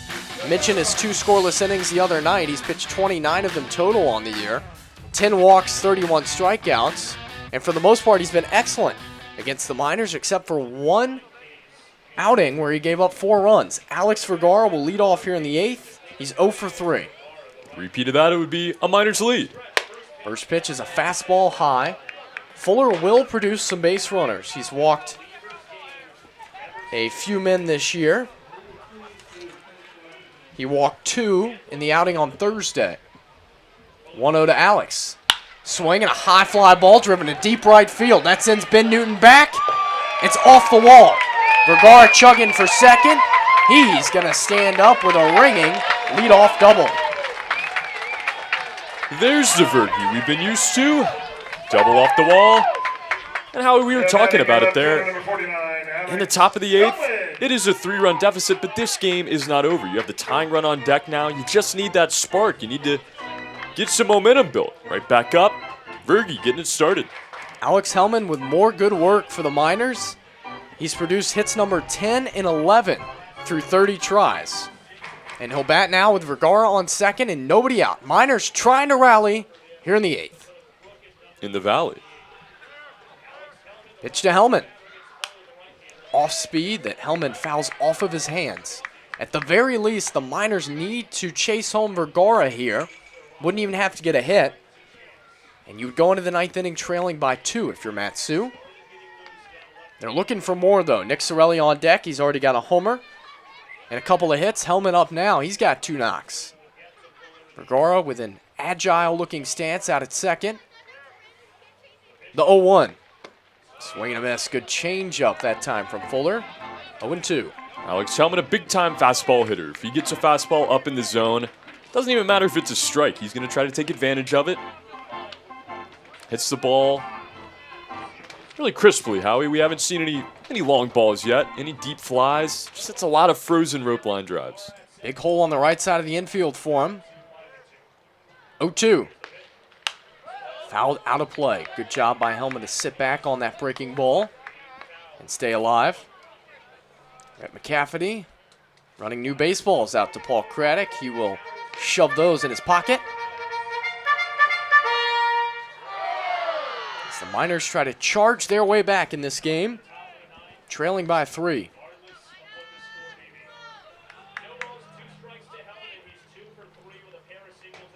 So the Miners allow 3 runs in the bottom of the 9th at Anchorage one time this season. Who knows? 0-2. Grounded foul again. Much weirder things have happened in this game that span centuries. 3-run deficit isn't anything. Heck, they call it a save when you save a 3-run deficit, which means it must be close enough for somebody to come back in. That's a good point. Half full mentality here from Howie, of course. 0-2 to Hellman. Way high. Mass flies off the face of Troy Harding as he was up out of his crouch to grab that. He will reapply that to his face. And a 1-2 count now. Lancia behind the plate has had trouble corralling pitches from the 5 men that he's seen on the mound. Pilots have scored 3 separate runs in this game on pitches that got away. 1-2 to Hellman. Tipped into the mitt of Troy Harding for out number 1. That's a big save because, Harding misses that ball. Get a runner at third base. Hellman shortens up even more there and maybe just tries to tap one in play. Instead, you have to ask him to continue to hit as usual. A nice curveball strikes him out.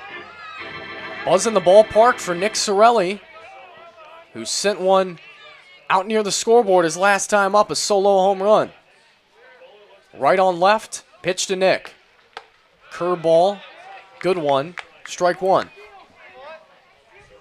Always had his struggles at times this year. We know what Nick Sorelli is capable of. He is got that power that you want out of your corner infielders. He's the DH tonight, yeah. Would like to prefer some power there as well. Showing it off. Average up around 250 now, following his 2 hits in this game. 0-1. Harding tried to bring that one back. A 2-seam that was running back towards the plate, but a called ball outside. Yeah, Vergara kind of distracted him there. He slides way out into that right side batter's box, makes the catch, and might have been a strike, Howie, but he was so far away from the plate. It was a hard look for Paul Craddock. 1-1 the count on Sorelli, and now time called by the shortstop, Ali Camarillo. He wants to chat with Keaton Fuller on the mound. He's going to call out catcher Troy Harding.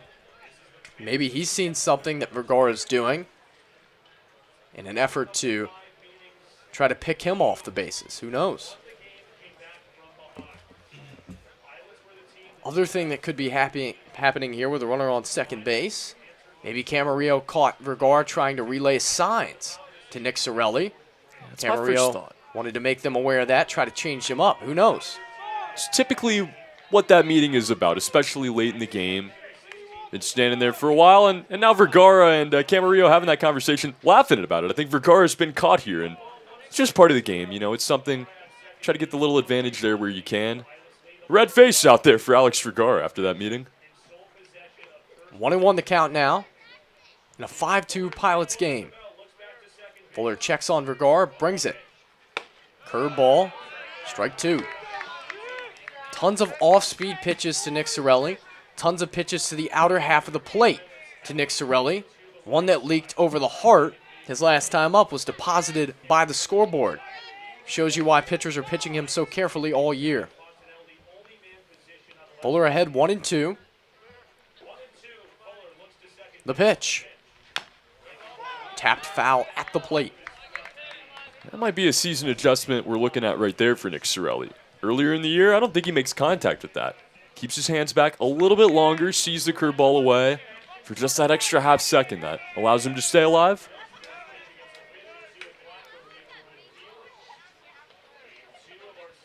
Steps back into the left-handed batter's box. Waves a black bat through the zone.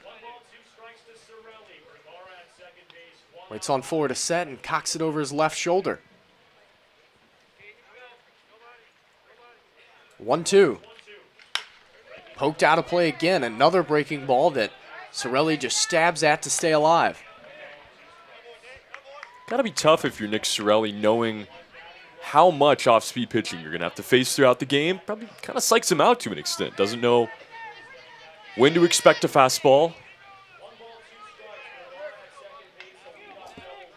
Sorelli hanging tough. 1-2 count. Vergara on second base. Reached there on a leadoff double. Miners unable to cash in any leadoff hits to this point. 1-2. Downstairs. 2-2 as Sorelli works the AB. Appreciate the kind words from Heidi Gray Wolf. Thanks for joining us throughout the season. It has been a whole bunch of fun with you guys. Each and every night, these Miners are on the field. Miners now have 4 leadoff hits in the game. They've also had one other leadoff man reach out, was on a walk. He came home to score. That was Cade Manning. 2-2.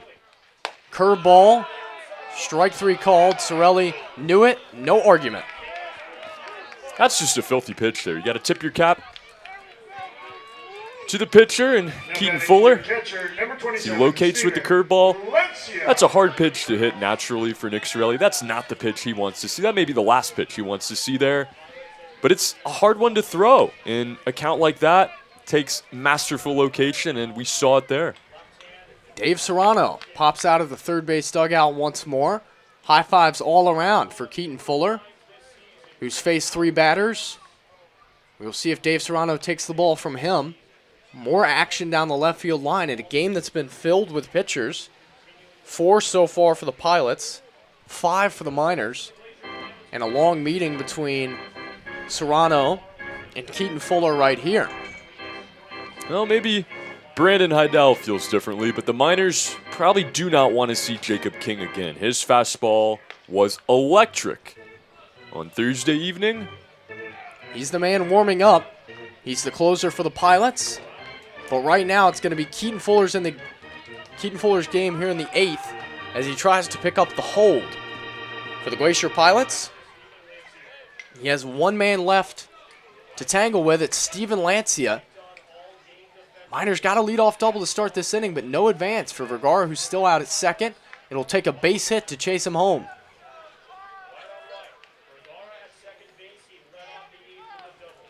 Fuller comes set. First pitch to Lancia. That one's off the plate. What a good sequence by Keaton Fuller to nab Nick Sorelli. The same pitch produced all 3 strikes. 3 curveballs in the same spot. As you mentioned, nothing Sorelli could do. So you have to throw him. Did it perfectly. 1-0. On its way. Called strike.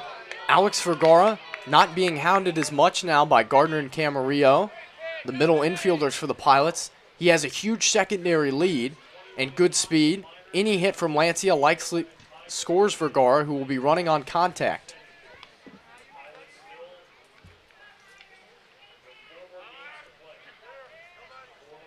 One. Curveball. This one misses inside to Lancia. 2-1. Just kind of looking back at this game, Howie, it shows you how much walks matter. No errors on the board for either team tonight, but Michael Yates, a guy that usually doesn't walk a whole bunch, had a lot of walks tonight. Took him out of the game early, and Nate Rolka, a guy that maybe does walk a few more guys, allowed several, and it's the difference. 2-1. Upstairs, 3 balls and a strike now to Lancia. The Miners have doubled up the Pilots in the hit column. 10 hits to the Pilots' 5. But they trail where it counts 2-5. Lancia, hitters count 3-1.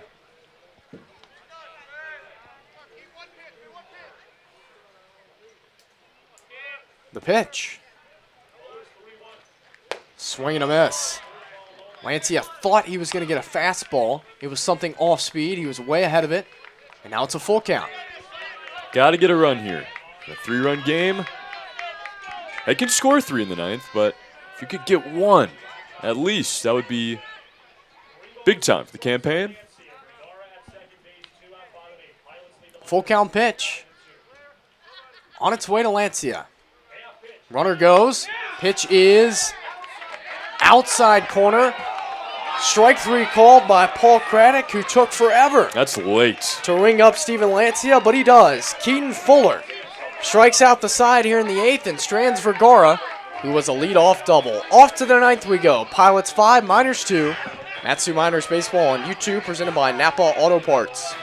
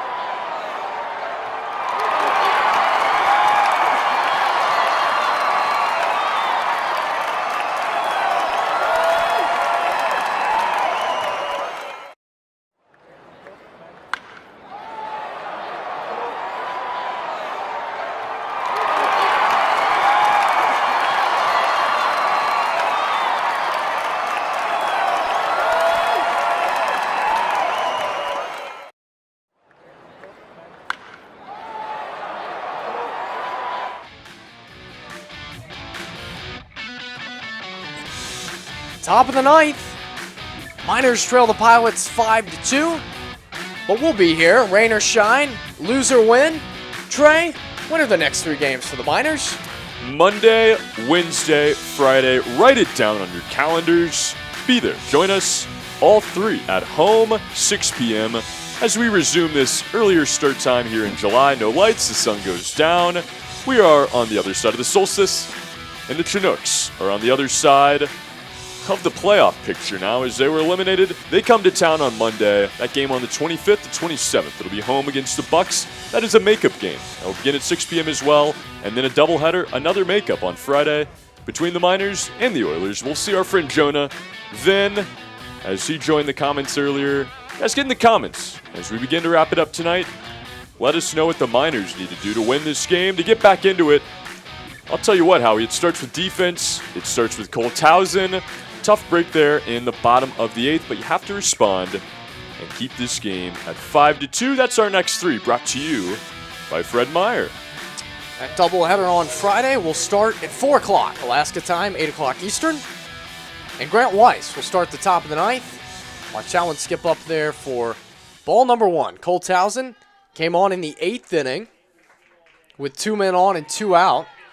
1-0. Check swing by Grant Weiss, and he checked his wrist into it. It's got to be a swing, though. I mean, that's... It did hit him, yes, but that's got to be a swing, is it not?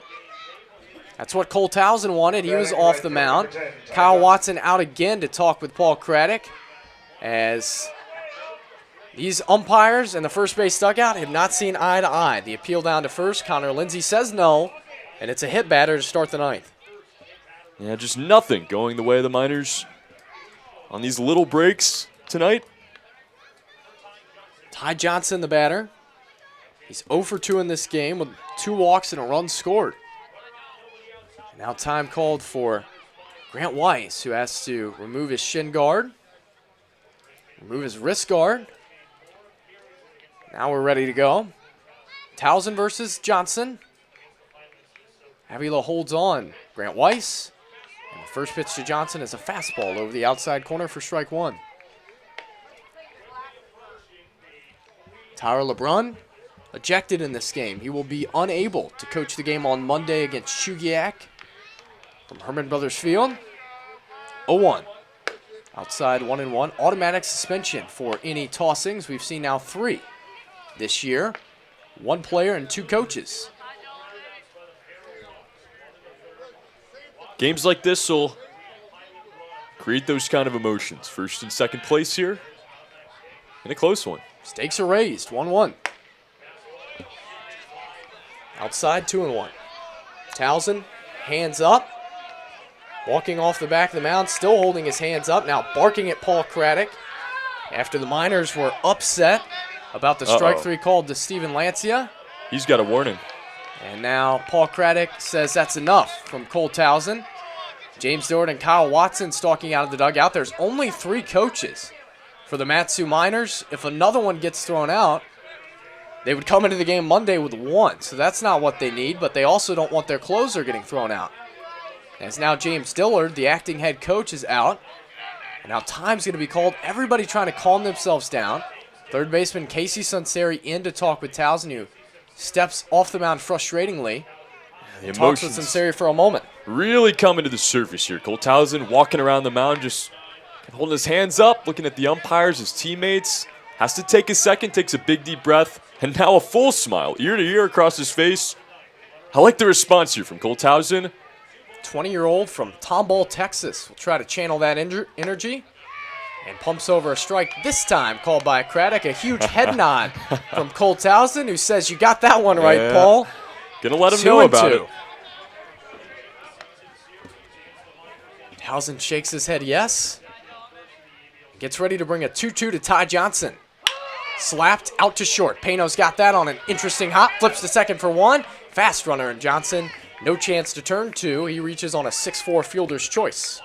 That was a weird hop for Pano, like you said. Kind of took a skip off where the grass meets the dirt and took a low roll for him, but a nice play to at least get 1 there and respond.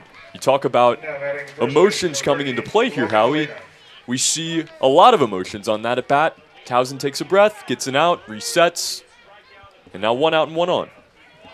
Miners were already upset about a strike 3 call to Steven Lancey in the bottom of the 8th. A bit of a late call from Paul Craddock that got the Pilots off the field.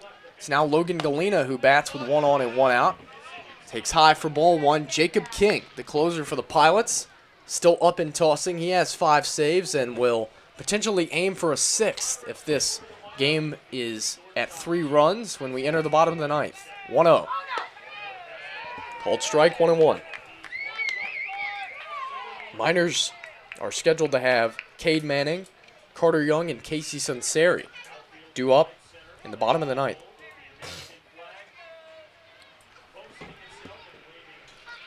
1-1 to Galena. Runner goes. Pitch is popped up. Straight up. Runner will have to retreat to first. Ball's going to hang up for forever to allow Ty Johnson to do so. And the catch is going to be made by Cade Manning for out number 2. That's unfortunate. Because for a moment there, Ty Johnson had lost the ball. He knew it was in the air, but he didn't really know exactly where. If it had been hit not quite at that altitude, you have a chance for 2. It's popped up a mile high. And Johnson was easily able to scamper back to first. He's there with 2 outs for Troy Harding, who's 1 for 2 with a walk and a sacrifice. 3 sacrifices in this game for the Pilots. So that's a called strike to Harding. 2 of those sacrifices have resulted in runs. It's been the little things in this game.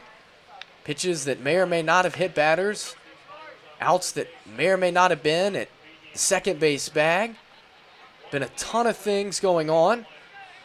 As Townsend picks off here, slap tag applied by Avila, safe, says Connor Lindsay. Right now, Matsu on the losing side of a 5-2 game. This speaks volumes about who Cole Townsend is as a pitcher, as a person. All the emotions in this inning, he buttons it up, goes right back to work, gets a ground out, gets another out there on the pop out, forgets all about it. 0-1. Runner starts and stop, and the pitch is skied to right, where Alex Vergara is camping. He's got it for out number 3. The Miners will look for a rally in the Valley as we head to the bottom of the 9th. Pilots 5, Miners 2. Matsu Miners Baseball on YouTube, presented by Napa Auto Parts.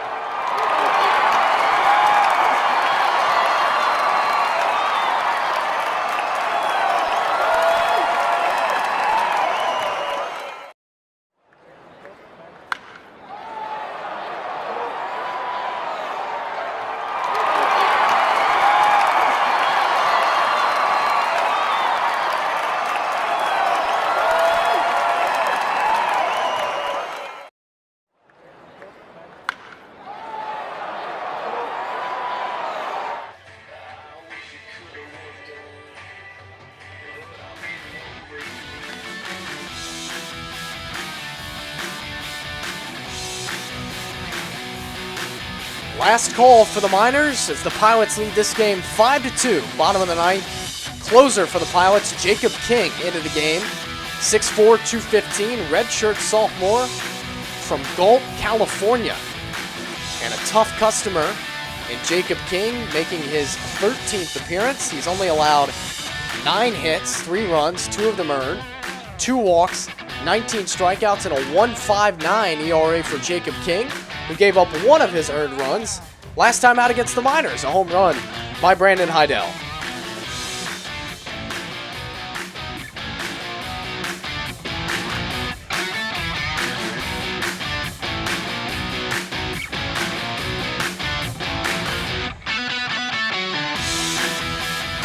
Other than the home run of Brandon Heidel, Jacob King was excellent in the 9th inning in a 7-1 game. He got Nick Sorelli to fly out, Nathan Rose to strike out, and Carter Young to ground out. The only one of those three that are due up in this inning is Carter Young, who's set to bat second. Cade Manning will bat first. He's had a pretty good night, reached base twice. Single walk and a run scored for Manning as the Miners need 3 to tie, 4 to win off Jacob King. A flame-throwing right-hander can touch 95 miles an hour. It's powerful. Sets below his belt, fires. That one's nubbed in front of the plate. It's a fair ball. Jacob King off the mound. His throw is going to be not in time. Just what the doctor ordered for Matsu. A slow roller. And a base hit for Cade Manning. That's a rally starter here in the 9th. Cade Manning didn't even realize it was in fair territory for the first couple of seconds. Some nice speed, and now a substitution here in the 9th. Jacob Steele into the game as a pinch runner. Jacob Steele is into the game as a pinch runner. And you know, Trey, I'm really confused by this. Kyle Watson, the third base coach, came to give that substitution to Paul Craddock. James Dillard, the pitching coach, came to make the pitching change. So it's almost like they're just sharing head coaching duties. How does that work? That's fair. Let everybody get the limelight here. I guess so. There's no true head coach. James Dillard, Kyle Watson, great friends and great at coaching in tandem. Trey mentioned Jacob Steele, pinch runner over at first.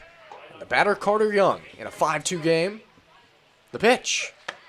Outside, that pops out of the mitt of Troy Harding. It's ball 1. Jacob King throws hard, but commands the zone as well. Mentioned it, 2 walks, 19 strikeouts. And just 9 hits allowed over 11 1/3. Young 0 for 2 in this game with a sacrifice and a strikeout. The 1-0.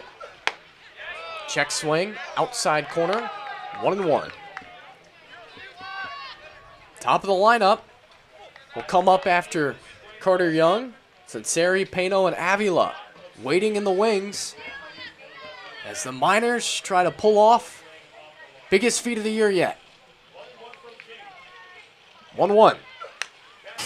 Good cut by Young, back to the chain link, 1-2. Just missed it, and easy for your eyes to light up in this situation. You're facing a closer. He's going to throw you probably some fastballs up in the zone, try to challenge you a little bit, and creates a lot of power as well. With all that velocity behind the fastball.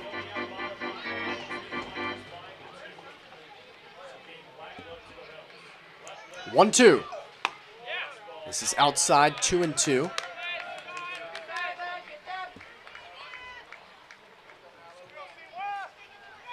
Jacob King attends University of California, Irvine. In the fall and winter.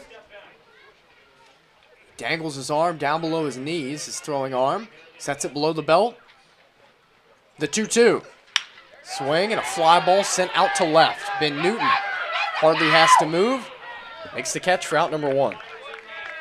Sometimes you need a little bit of help from the other team as well. We saw a 3-run rally, as I alluded to earlier, against the Miners this year in the bottom of the 9th. What started that was a drop fly ball by the Miners outfield. That one kind of looping in the wind for a moment. A routine enough play for out number 1, but just need a break here to keep things rolling. It was an odd game against the Bucks. Dylan Festerman tied it on a 3-run blast in the 9th. Send it to extras. Sanseri bats now. Swings at the first pitch and pops it up. Shallow right field and a long run. But it's going to be playable for the second baseman, Lance Gardner. Catches it for out number 2. Miners down to their final out in this game. Your shortstop, number 12, What can you do to keep the rally going? If you're Josh Pano, you have the heart of the order up now. Pano, the 2-hole hitter. Avila, the 3-hole hitter on deck. And Vergara. This game is not over yet, Howie. Josh Pano will try to reach somehow, some way. He could hit it 1,000 feet, but the Miners would still trail. They need one more base runner. Jacob Steele on first is a pinch runner. Not held on anymore. Pitch to Pano. Almost hits his head as he ducks below it for ball one. And you take that right there. I mean, you got the tying run on deck. However you can get on base here. Yeah, well, let's not take off Josh Pano's head in the process. Maybe a shoe tapper would suffice. Got to sacrifice for the team, Howie. Sacrifice for the team. It's a big game now.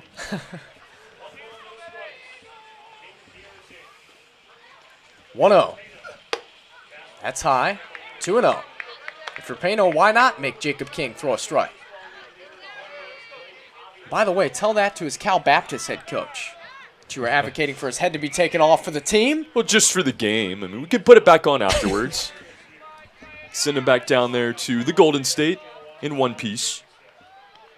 Hitters count here for Pano. 2-0. Pitch from King. 3-0. Tying run, Blake Avila on deck. He's hit 5 home runs. Think Pano has the green light here? He might, but if I'm Josh, I want to take a pitch here. Try to get on somehow, some way. If there's one right where he likes it, he might take a hack. We'll see. The 3-0. Not swinging. It's right down the middle for strike one. I think that's the right approach here. Again, Pano can hit one 1,000 feet. You'd still trail by 1 if you're the Miners. Yep. All bets are off now and a 3-1 count. Might not hurt his highlight reel if he hits one 1,000 feet, though. You're right. Got to get this runner on before you can think about it. 3-1. Fastball right on by. 3-2. Pilots are a strike away. Jacob King fell behind Pano 3-0. He's challenged him with back-to-back fastballs in the mid-90s and drawn it back to full. Jacob Steele will get a head start. The payoff. Fouled away.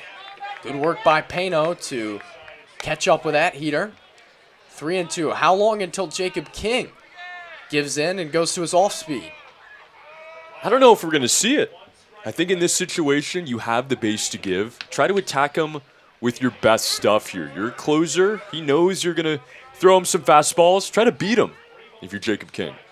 Jacob King nods at the sign given by Harding. Another 3-2. Swing and a miss. Fastball blew away Pano. And the Pilots fly right into first place with a 5-2 win over the Miners. That is the season series as the Pilots have won it in the regular season. The one in August is the one that matters, though. And now if you're the Miners, you have to find a way to try to get back into first place down the stretch. Not in your control as much as you'd like it to be after the loss tonight.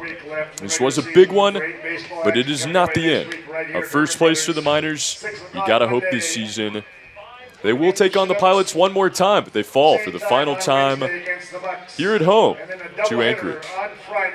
Final home game between these two teams.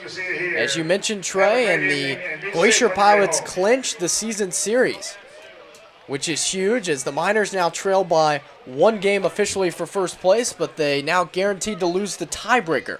So it's like being behind by 2 if you're Matsu. Zane Barnhart picks up the win. Nate Rolka suffers his first loss of the season. Credit Jacob King with his 6th save of the year. Time of game 3 hours, 5 minutes. Trey, in a losing effort, who do you have as your player of the game? Now 2 hits, one of them a home run. I got to go Nick Sorelli tonight. Got the Miners tied back in this game. They're in the 6th inning, and obviously the effort was not enough, but you want to see Nick Sorelli get back into that rhythm as the season winds down here. Certainly did so tonight. Nick Sorelli, my player of the game. Howie, who do you have in this loss? I really liked what I saw from Casey Sunseri. At the plate, went 3 for 5 in this game, 2 for 5 in this game, picked up a couple of hits, and an RBI double. Casey Sunseri, my player of the game. Again, the final line score. Pilots score 5 runs on 5 hits, no errors, 12 men left for the visitors. 2 runs, 11 hits, no errors, 9 men left for Matsu. who drops to 23-12 on the year. The Pilots improve to 22-9 and take sole possession of first place. That'll be just about it for myself, Howie Boxley, my broadcast partner, Trey Yanity. Be sure to join us on Monday. That's our next broadcast against the Chugiak Eagle River Chinooks. 6 o'clock, Alaska Daylight Time, 10 o'clock Eastern. For Trey Yanity, my name's Howie Boxley, saying goodnight from Herman Brothers Field.